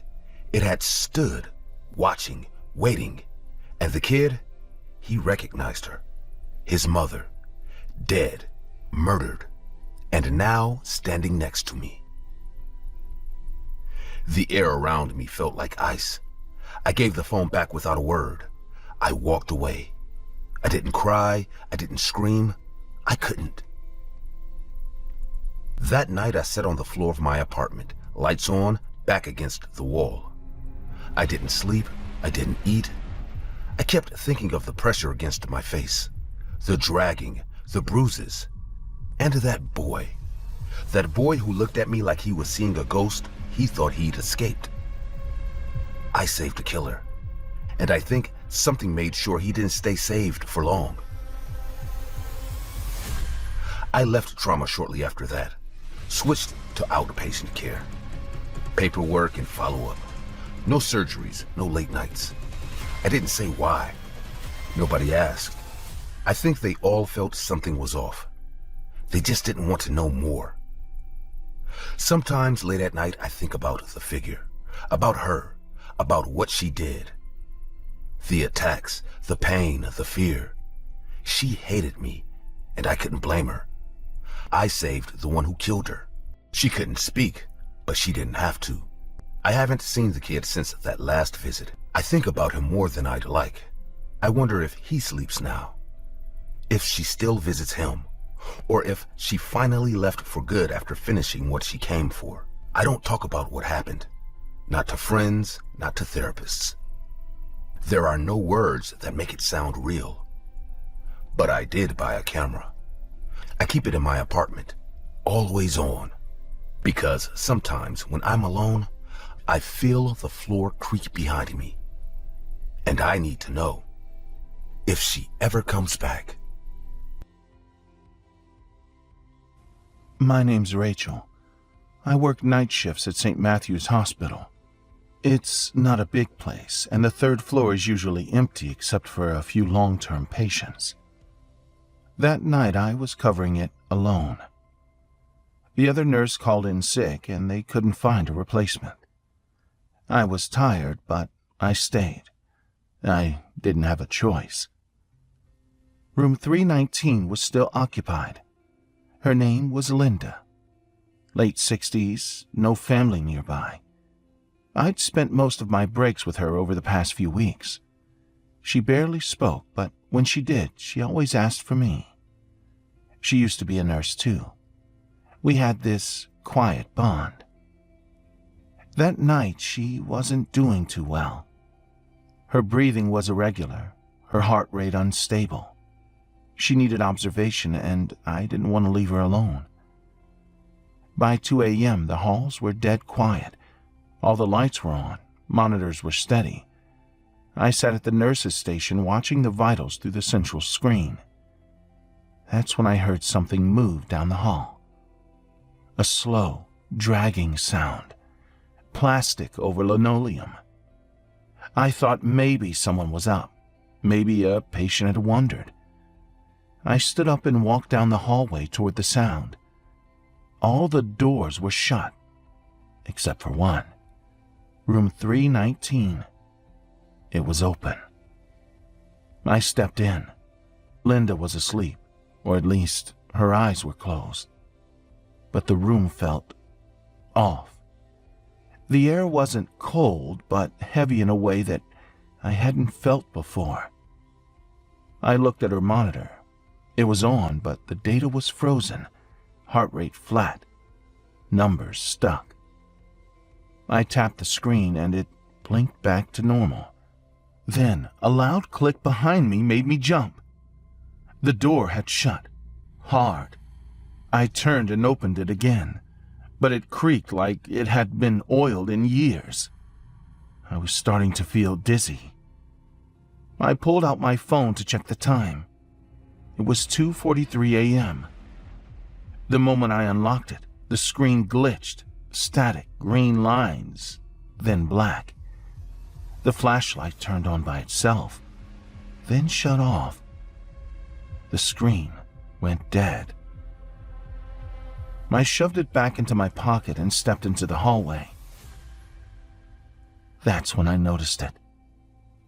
The chair from the waiting area, the one always against the wall, was now in the middle of the hallway.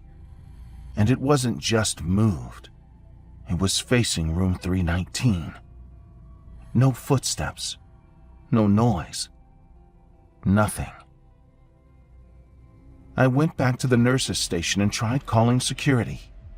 The line didn't connect. No dial tone, just silence. I stood there a moment. I didn't know what to do. I wasn't ready for what came next. The hallway lights flickered, not random. One by one, down the line, starting from the far end and moving toward me. I turned and looked at the camera monitor, but the feeds were all black, like they'd been unplugged. No signal, no backup. I stood still, listening. Then I heard the wheels. Not fast, just rolling. Something metal, unsteady. I peeked around the corner. A gurney was rolling on its own. Slow, uneven. One broken wheel. And it was squeaking. It stopped just outside room 319. Then silence. It didn't make sense. There was no incline, no push. I backed up toward the station when I saw someone standing at the end of the hallway. A man, pale skin, hospital gown. Too tall. He wasn't facing me, just standing still, his head tilted like he was listening to something inside the wall. I whispered, "Hey." He didn't react. I blinked, and when I looked again, he was gone. I heard Linda scream. I ran. I burst into room 319. She was sitting up, eyes wide open, mouth open, with no sound coming out. Her hands gripped the sheets like she was holding on to something invisible. I rushed to her side and checked the monitor. Blank screen again. I tried to calm her, but her eyes weren't looking at me. They were locked on the corner of the room. That's when I saw it. Something crawling across the ceiling. Fast, then still. Like a spider, but wrong. Too human. Limbs bent the wrong way. It didn't drop or jump, it just let go like it was made of rope. It hit the floor hard, but didn't fall. It stood up. I grabbed Linda by the arm and tried to pull her up, but she wouldn't move. Her whole body was stiff like stone. The thing took a step forward. Its face wasn't a face. No features, just flesh stretched tight over where eyes and a mouth should have been. I backed up, dragging the wheelchair toward the door.